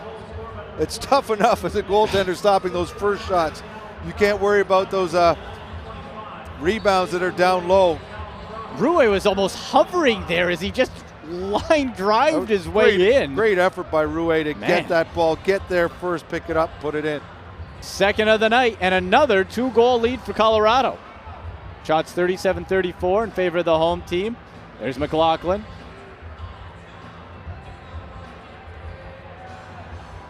Trying to wind back. Colin Crawford, too hot to handle, and the pass goes back over. So Toronto will have to get it for the over and back. Sandy Chapman. And Toronto's offense on. You see how important those late shots are. Colorado's got a reset on a late shot and a rebound that they were able to get, and then that reset gave them the offensive opportunity to score that goal. And LeBlanc out-muscled on that turnover. That was actually McDonald who fumbled the ball originally. Yeah, and then it caused the turnover. LeBlanc almost picked it up, but wasn't able to. And McLaughlin on the right wing, shuffling, trying to center up. Push back. Toronto's defense so aggressive. Zach Greer now. Right way. Whoa, hold on now. Oh my gosh. That was close. I saw the mesh move. It was the stick that caused it. Zach Greer, we saw him score from center floor last year in the Yes. championship game, so we shouldn't be surprised when he takes a shot like that. No, you're right. And a penalty coming to Colorado. Nick Rose heading to the bench for the extra attacker. Reed Reinhold being harassed. The last by time Geich. this happened, Toronto scored a goal on the 6-on-5. And they're trying for it again. A blast by Hickey, but Ward saw it's going to be a tripping call. We'll sort that out during the break. 10-8, Mammoth lead the Rock. You're watching.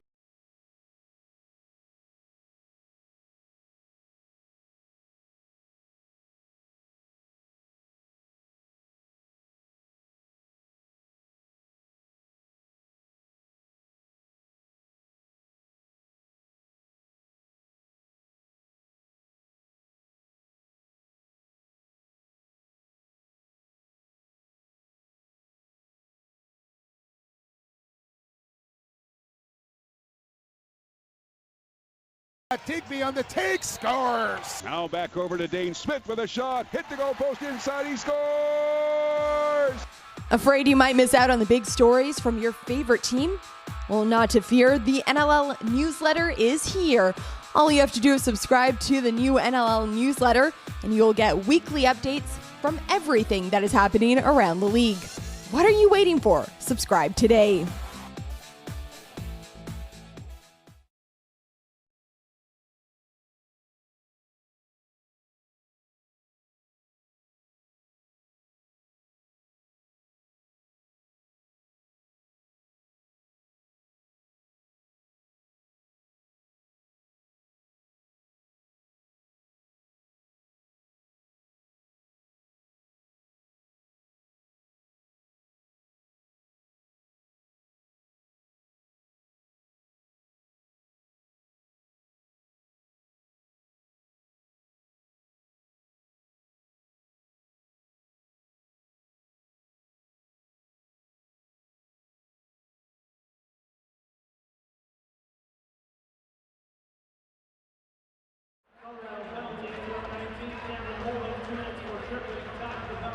.354 to go in the third quarter. 10-8 Mammoth lead the Rock. Andy McNamara alongside Brian Shanahan. You can follow us on Twitter at NLL, at SBD Shanny, at AndyMC81, and use the hashtag COL versus TOR to join the conversation. Quite the battle tonight. Hickey to Schreiber as Toronto's on the power play.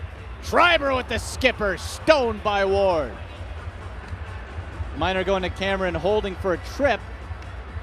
Mammoth, the least penalized team in the NLL. Toronto's power play is last, converting only 41.0% of the time heading into this one. And LeBlanc just walked in and Ward said, all right. Long, looping outlet pass and just too far for Colin Crawford-Rose. Way out of his goal. And now Toronto back the other way. Jesse Gamble sailing over center. Blind pass to Bierns. Bierns hits Hickey. Plays catch with Bierns. There's Schreiber at the point behind the back pass. Went far side, getting his elbow in the way did Ward. 57 seconds with the man advantage for Toronto. Went to the weak side, but just too high for Reed Reinhold, and Colorado will come up with it. Greg Downing getting punished by Brett Hickey. Ball's loose, and Reed Reinhold comes up. Great second effort there, Shanny, by Reed Reinhold to keep that in Colorado territory. Good job. Toronto Rock really gave Colorado nowhere to go. 34 left to kill for Colorado. Hickey, that sidearm got caught up for a second in Bryce Sweeting, but Ward was able to stop whatever squirted through. And we've seen Toronto a lot this year. That shot is usually the go-to move by Toronto to Hickey on the power play. He puts that in so often. He's not finding any space on Dylan Ward. 10 seconds to kill for Colorado. They'll try for a shorthander here. Crawford winding, getting a little bit. He was in the crease. Yeah. Puts his arms up. That was in the crease. Still a nice shot. Yeah. And 8 shorthanded goals for Colorado, who they have the last ranked penalty killing unit, but are obviously a threat to score down a man. Now we're back to even strength. To Schreiber. Schreiber scores! Captain America from the point! Makes it 10-9 Colorado. Well, you knew it was a matter of time with Schreiber before he was going to get in there, step into a shot on the power play. I don't think he took an outside shot. But we've seen this all year. This guy's got a fantastic outside shot. And he just finds a spot. And Shanny, he drops that shoulder and the torque on the sidearm delivery. Schreiber's 18th goal of the season, leads the all rookies in the NLL in scoring and tops in the Rock. From his backside, Gillis takes that pass. What an effort by Robert Hope, the captain of Colorado. Get that ball out of his own zone. $1:20 to go in the third. And the Mammoth still with a 1-goal lead. McLaughlin with some space. Had a lane but was pushed aside. Zach Greer. Whoa, trying to go tic-tac. Couldn't get the toe as Rose slunk over. McLaughlin, so quick, crisp pass and finds his man. Damon Edwards trying to shove away. And of course, Stephen Keogh, who has crazy glue in the mesh. Last minute to play in this third quarter.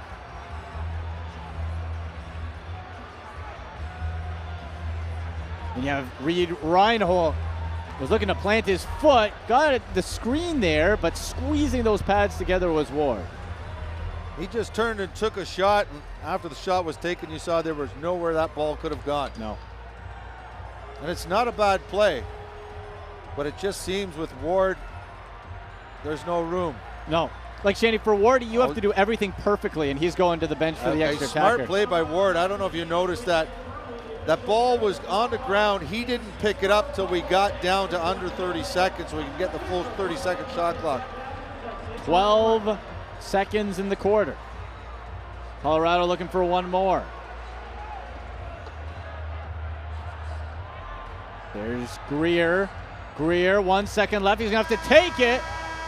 And just ran out of room. He had 2 Rock players on him, and that brings a finish to the third quarter. It's still anyone's game, folks. The Mammoth lead the Rock 10-9. We'll be back after the break. You're watching the National Lacrosse League.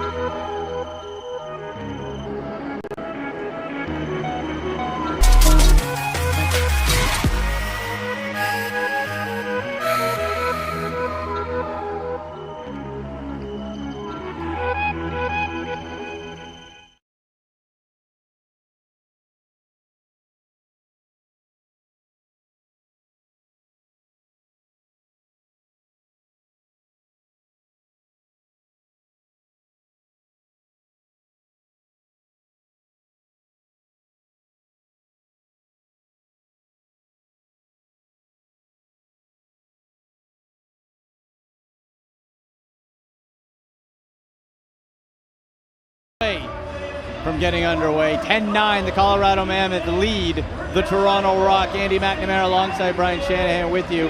What a night it has been on this St. Patrick's Day spectacular.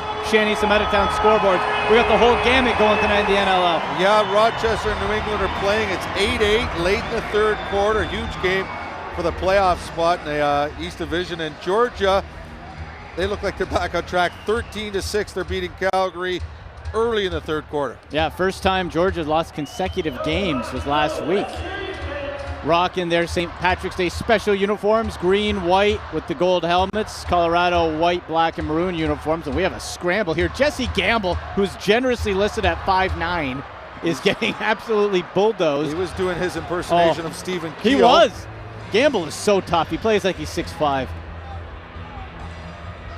And there's Reed with the dump in front of the Colorado bench. Both goalies have been phenomenal, as we expected. Cam Crawford. Off that back foot, he scored earlier in the game on a similar shot, hit the post. Colorado gets it back, and again, Rose giving up a rebound, scores. Keogh used Chapman as a screen and shot it over his shoulder. 11-9 Colorado. And those rebounds are coming back to the Toronto Rock. Gets the defense tired, they get the resets, and just, as you said, Keogh used the Toronto Rock defenders as a screen, just shot it over, topped them. For Keogh, that is the hat trick.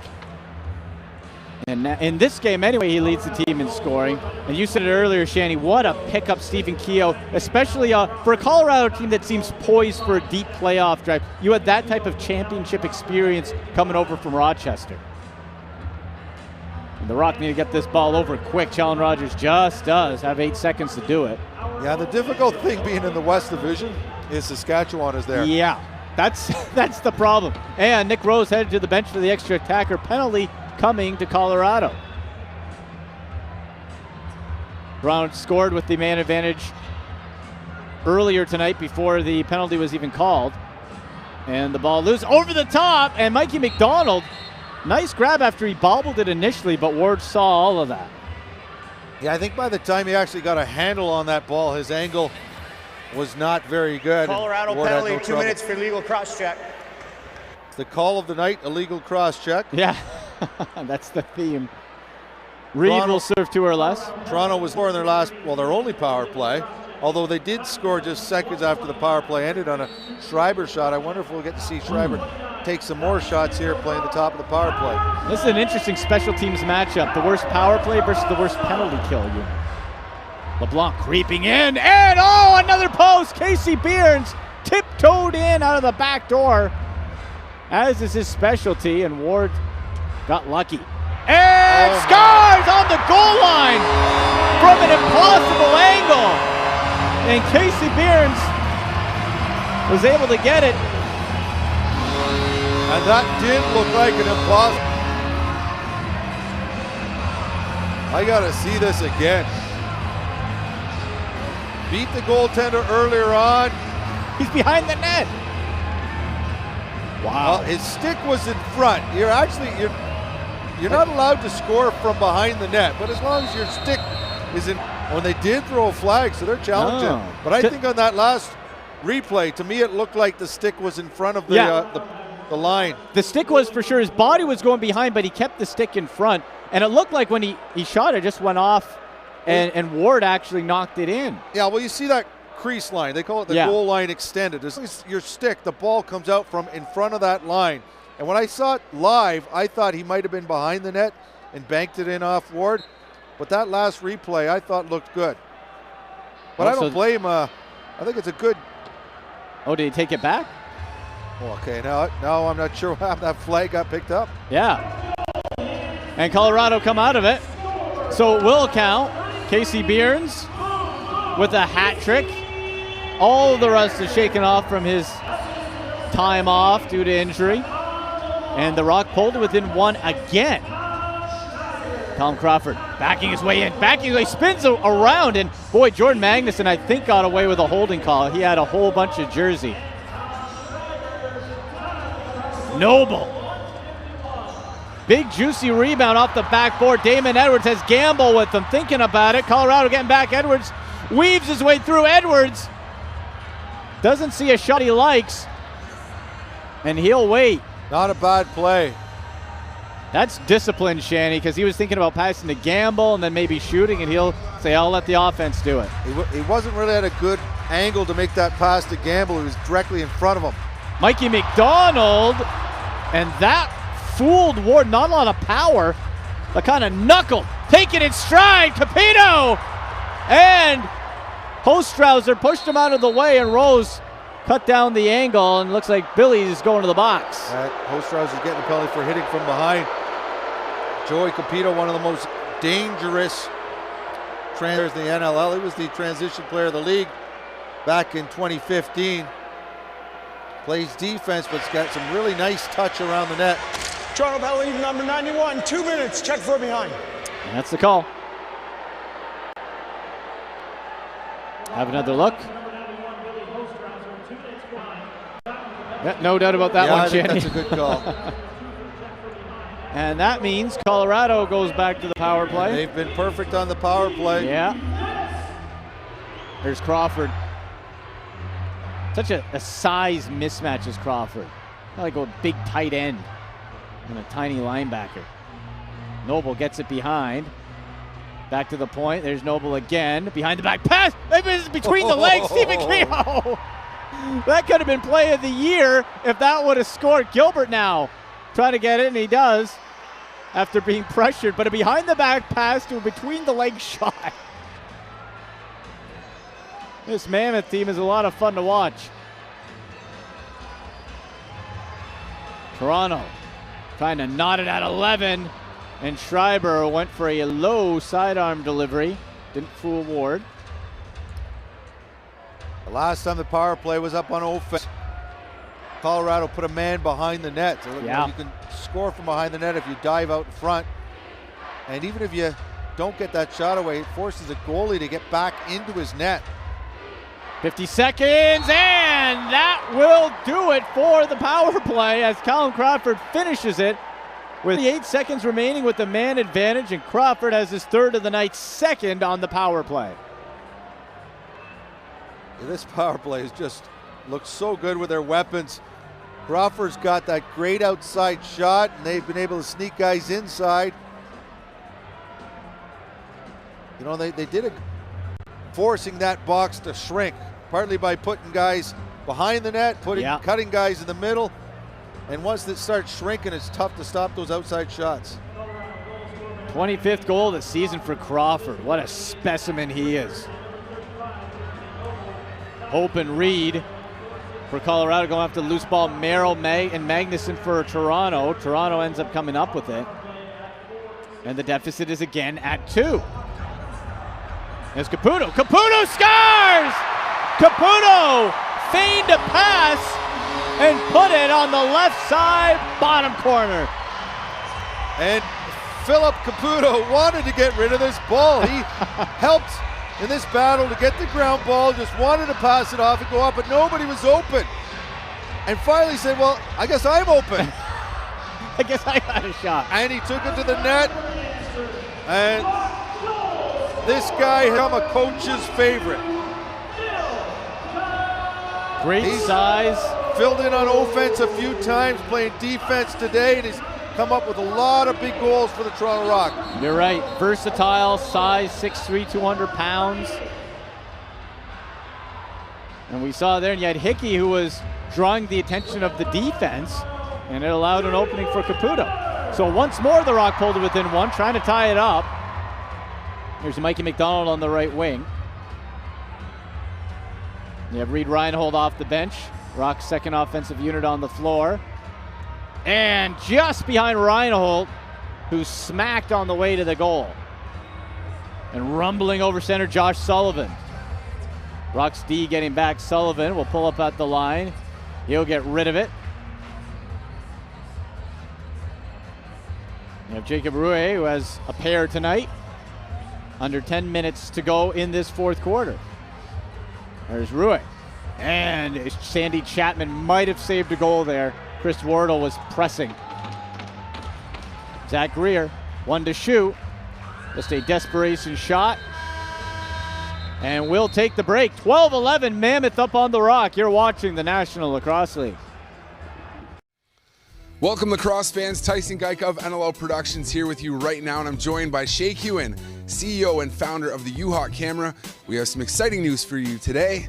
The NLL has officially partnered with the U-Hawk Camera, the new official action camera of the National Lacrosse League. Shay, and for both parties here.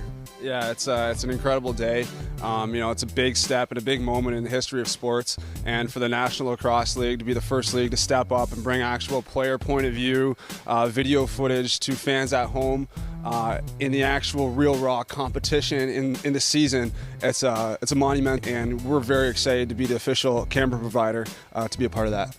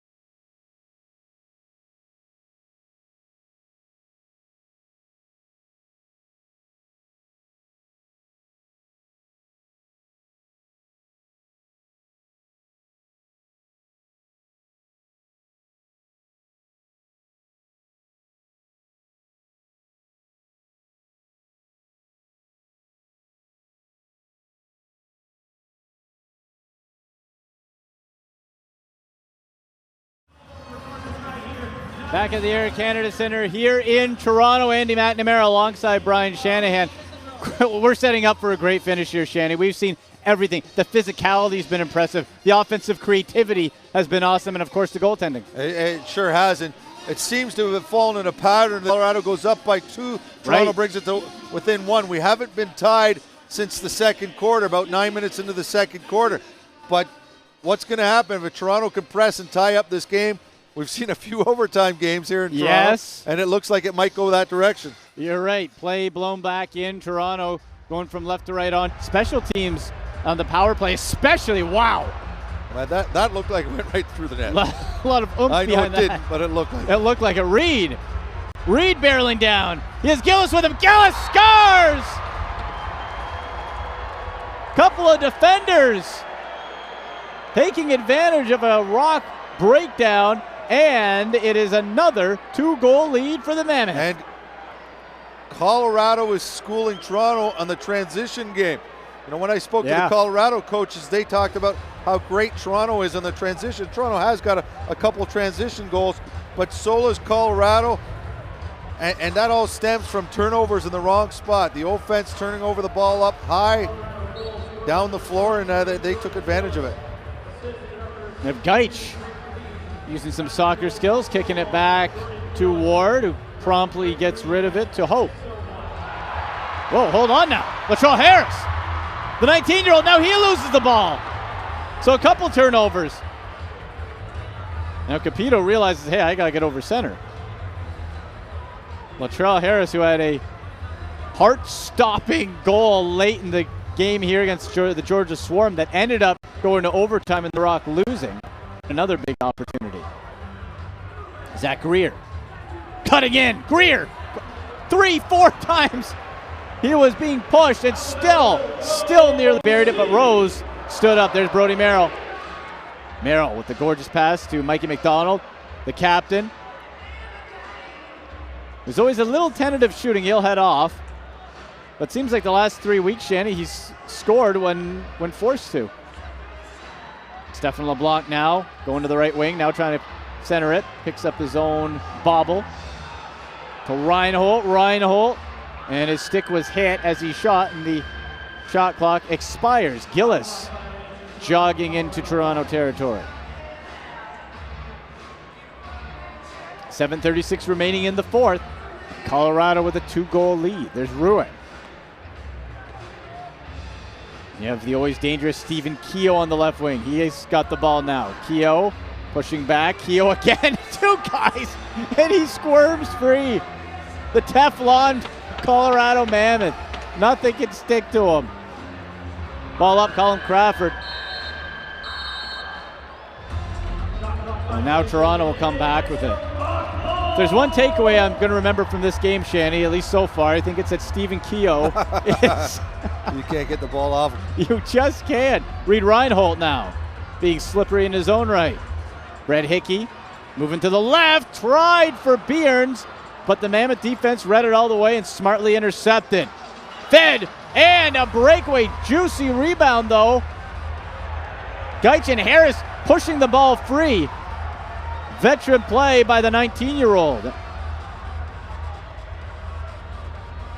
Lots of time left, but Toronto wants to try to cut down that 2-goal lead again. 3 might be too much at this point. LeBlanc backing in. 10 to shoot. LeBlanc, he has 3 tonight. Tried from behind the net, but sloppy pass, couldn't find Hickey. There's Schreiber. 3 seconds left, ball still loose, and Schreiber's just gonna have to dump it, and he does. Colorado's playing very good defense. Gave Toronto nothing on that last possession. Taylor Stewart rolls over center.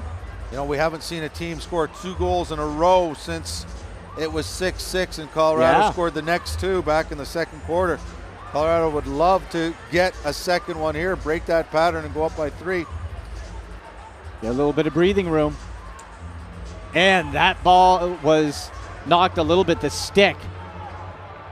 Brody Merrill now into the neutral zone. He'll wait for reinforcements. And Stephen LeBlanc.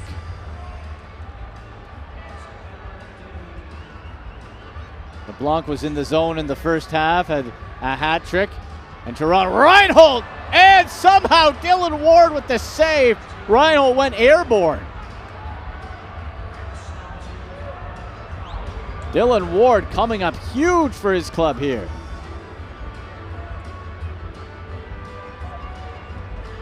There's Colin Crawford, a hat trick tonight. 2 of them with the man advantage. Crawford and tried to give it over to Wardle in the low post there. Couldn't happen. Gamble scoops up the grounder. Gamble. And it was behind Littner. Forcing it a little bit too much, looking for the great play that it wasn't there. It was way behind, and now it's a turnover.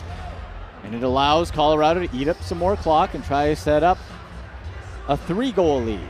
And that's sometimes what happens when there's really good defense and good goaltending. You try to force plays when they don't exist. And McLaughlin,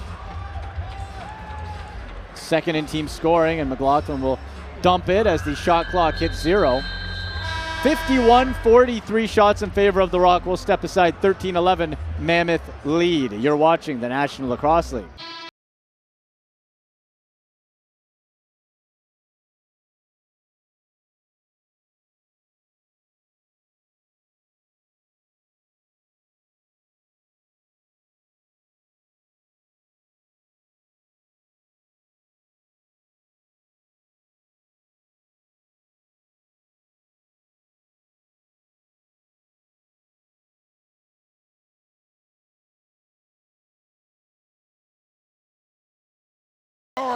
Now back over to Dane Smith with a shot. Hit the goal post inside. He scores!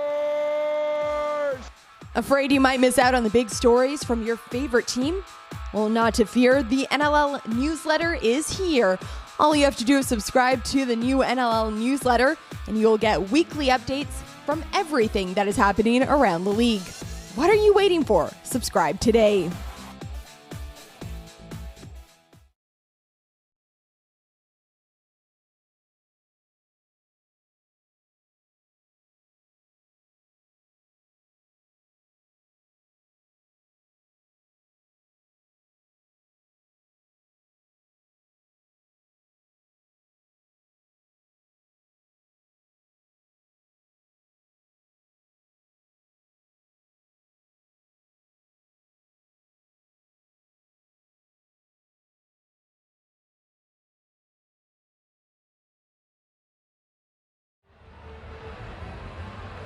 .4:15 remains in the fourth quarter, and the Mammoth have a 2-goal lead on the Toronto Rock, 13-11. Andy McNamara alongside Brian Shanahan with you. What a night it has been.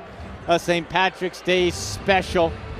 Rock in their St. Patty's uniforms, green and gold. Mammoth, white, black, and maroon. And you can follow us on Twitter at NLL and DMC81 and join the conversation. Hashtag COL versus TOR. Don't be surprised if anytime Nick Rose leaves the net. With 4 minutes to go, they need a goal. They do. Reinhold thought he might have had one. That ball is high and out of play. And that will mean a Colorado possession change.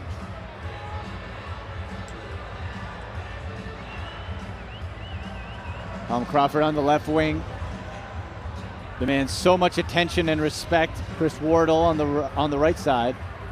Back to Crawford at the point. Quickly it's Keogh. Keogh tries to swim in. Crawford sets the pick over to the weak side. Great defense by Jesse Gamble, keeping it away from Crawford.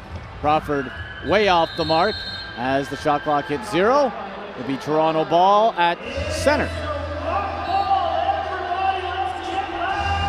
Lots of time left, Shanny, but Toronto really needs one here. They just need to get the next one, and sooner rather than later. Reinhold goes 5-hole, and Ward says no. And again, does not give up a rebound. He That's really been one of the keys. Seemed to that shot. Yeah. Didn't get much behind it. Ward has been a sponge, not giving up many second opportunities at all. Under 3 minutes to play. Noble with the far pass. Unable to connect with Rue. And Nick Rose bounces it to Merrill.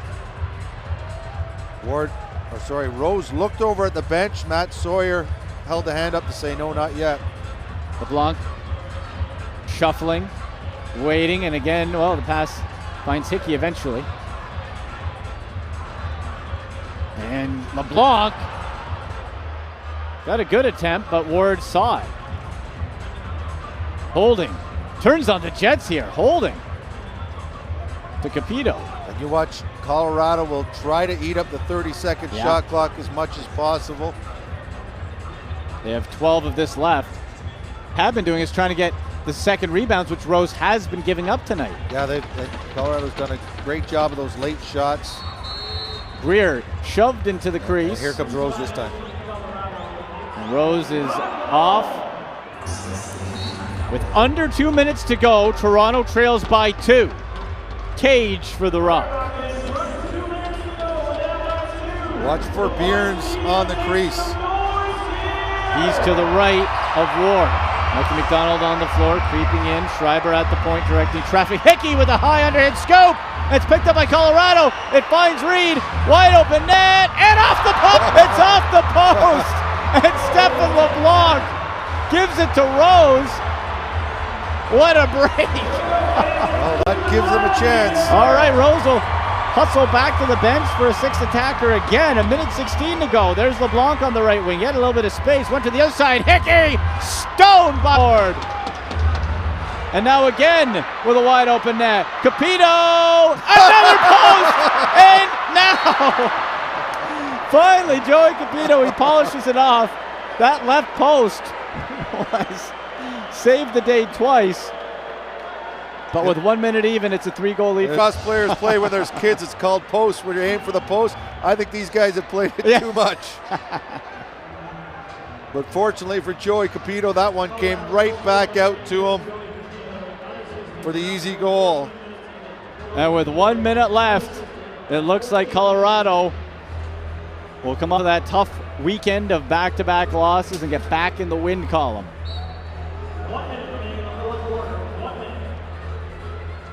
Colorado still hustling here. And that's an important ground ball for Colorado to win that face-off. Just wind it down. Most of this game. 42 seconds left. It's Colin Crawford to Capito. 8 on the shot clock. Colorado just dumps it in the corner. Toronto, 28 seconds left. Magnuson over center, and Rose going to the bench. Rock will try, 18 seconds. And too hot to handle that pass. Too much oomph on it to Schreiber. Littner to Hickey. And Reinhold couldn't get any more power behind that. Ward in excellent position. 3 seconds left. And it is over. The Colorado Mammoth win it 14-11 over the Toronto Rock. And Shanny, what a game. It sure was, and you got to give a lot of credit to this. They played an excellent road game, and this is what we've been talking about them all year. They seem to rise to the challenge. They're just not overwhelming, but just play good, fundamental lacrosse, and they were just a little bit better than Toronto Rock for most of the night. Evenly matched, absolutely. And we were the best goaltenders, but Shanny, some takeaways, starting with the Mammoth. You have Colin Crawford, who's just a physical specimen. Like, it seems he's one of those rare guys that can do just about anything he wants at will. If he wants to take it to the hole, he can do it. If he wants to sit back a little bit, he can do that. Yeah, there's no question he's there, and the game kind of runs through him. He's their quarterback on the power play. He was the most dangerous guy on the power play. I think 2 of his goals were on the man advantage. But I was just impressed with the whole game, starting from Dylan Ward. I thought Nick Rose had a decent game. Sure. But Dylan today, and you mentioned part of it was just the way he absorbs those rebounds, those late shots. He seems to have a way of getting a stick on them, turns it into a quick transition. Colorado did a great job against Toronto today of taking their late shots and creating rebounds. And I don't blame Nick Rose when somebody that's the job for the defense, but Colorado took advantage of it a few times. Even if it was just playing more offense, even if it didn't lead directly to a goal, they got the late shots, the rebounds, went on offense again. Well, one example of that you mentioned with Nick Rose, he made the first stop, but then Rui just soared out, beat 2 defenders, and can't blame the goalie on that. No, you're absolutely right. But, it was a good game by both teams, but, all night long, it just seemed like Colorado was just a little bit better than Toronto. They never, Toronto took the early lead, the first goal of the game, but once Colorado took the lead, they never gave it up the rest of the game. The closest it got was 6-6, constantly within a goal, 2 goals, but Colorado never gave up that lead again. No, and both teams, to their credit, did not allow any sort of runs. Really? No. Right? Like they were able to keep it close. No, if I really went back and forth. The biggest run was, I think, a 3-goal run by Colorado between the first and second quarter. But to make it 5-2, I think. That's it. We never even saw 2-goal runs were rare in this game, and that's not the way lacrosse is. No. Usually we see runs of 3 or 4 goals by each team multiple times within a game, but this one it didn't go that way. Both teams played solid defense, didn't let either team get on a run. No, and going back to Dylan Ward for a moment, Shanny, you just saw a little bit of the difference, I think, funnel things into his chest and let the jersey and his arms kind of absorb those shots and then make a quick outlet pass, and that's harder, of course, for Toronto to get back. Yeah, many times guys took shots and you thought, oh, that wasn't much of a shot. Why did he shoot that? But on many goalies, they're good shots. They come back to you. He just had a way of being ready for the shot and there was nowhere to shoot. Right. And that's just being a great goalie. And, I think he's one of those goalies that you have to get on him early. Couple of games that he lost this year was, I think Calgary beat him a couple times. They're up 5-1, 6-1 early. You got to get to him early, and when he gets in a groove, I think it's going to be a long night for the shooters of the other team. Yeah, and besides for the Toronto Rock, you saw Casey Behrens, I think, really return, getting rid of any of that rust he missed from the injury time. Had 1 assist last week, had 3 goals tonight. CC Behrens is back. Stefan LeBlanc, now, in the second half, not so much, but Stefan LeBlanc was a general in those first 2 quarters. He was playing great. Yeah, and I think Toronto needs a block. Sure. He's got to be a 2 or 3 goal a game guy. And, he seemed to be playing the way we've seen him play when he's at his best. At least, like you said, for half the game. When he puts his shoulder down, drives the net, he's got a hard outside shot. Right. But I'm also very pleased with what we've seen from Casey Behrens today. He's had some injury problems, hasn't been in every that's his game is those one-touch shots, just getting open, and he has a knack for catching it and putting it in the net as good as anybody in the league. Oh, sure. He's great at that. Putting himself in the perfect position. And I think when you look at LeBlanc and Behrens, especially since the offense this season has run through when he is held in check the all time like he was tonight. Now, he had a few assists, but just the 1 goal. We couldn't see Schreiber penetrate at all. You need guys like LeBlanc to be able to, all right, be that secondary scoring and maybe have that open something up. Yeah, you're right. Schreiber, we've seen him have those big games where 7 or 8 points, and today a goal and a couple assists. But, you need it from other guys as well. But, let's not criticize Toronto offensive guys too much, and when you give credit to the defenders on Colorado. But not just what they did defensively. Their defenders created some goals for Colorado, like two or three big goals, turnovers, got the ball up the floor fast, and that was a difference in a game. And essentially it was a 2-goal game with an empty netter, but those 3 or 4 transition goals that Colorado got from just playing great defense, forcing the turnovers, and getting that ball up the floor quick, I think was a big difference in this game as well. Facet of the game, you could say Colorado did a good job of. Their power play was I believe they were perfect. I don't know if they missed an opportunity at all. Yeah, 3 power play goals. Yeah, I think they were 3 for 3. I think so. Their defense played great. Their offense were opportunists. The goalie was great. It was just a good lacrosse game. Good. It's funny because we were talking before the game about potential rookie of the year, goaltender of the year. Well, we should also talk about the coach of the year. Toronto has done a great job with Matt Sawyer, but I don't know if there's enough talk of the coaching triumvirate in Colorado, and that's Pat Coyle, Chris Gill, and Dan Stroop. During the injuries that they've gone through this year, that they're still in the thick of things with potential for first place in their division. Yeah, after that win. And you mentioned the defense being the difference. You have Ilya Gaich with a couple of goals, and you just saw Reed and Gaich really pushing, even if they weren't converting. They really made Toronto stay honest, right? Yeah, you had to force it back. What was the difference? It was, like you said, Colorado was just a little bit better in every aspect than Toronto tonight. Yeah. Not that the Rock was bad. You're right. Toronto wasn't bad, but Colorado was a little bit better in probably every aspect of the game. Yeah, and thank you to everybody watching on Twitter. Our first live stream tonight, by all accounts, we were hearing it was working great, so thank you so much for listening and watching and all that good stuff. So that'll do it from us up here. Stay tuned for Mia Gordon and Tyson Geik. We'll send it down to them. So for Brian Shanahan and Sean Jafar-Najad, I'm Andy McNamara. Mammoth win it 14-11 over the Toronto Rock. Stay tuned to NLL TV. Tyson. Well, that wraps up our NLL Twitter game of the week, and what a game it was. Absolutely. Some fantastic lacrosse from both the Toronto Rock and the Colorado Mammoth.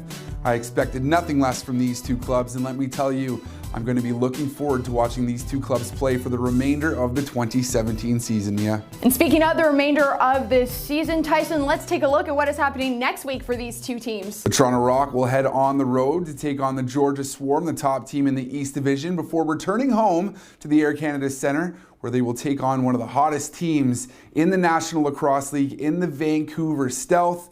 And for the Colorado Mammoth, they're going to be going home to take on the top team of the West Division, the Saskatchewan Rush, and that'll be at the Pepsi Center. And speaking of that game between the Colorado Mammoth and the Saskatchewan Rush, that will be our second NLL Twitter game of the week. Catch it all Saturday, March 25th, 9 p.m. Eastern is the start time, and catch all the action from week 13 at NLLTV.com. Thanks so much for tuning in, folks. For Mia Gordon, I'm Tyson Geik.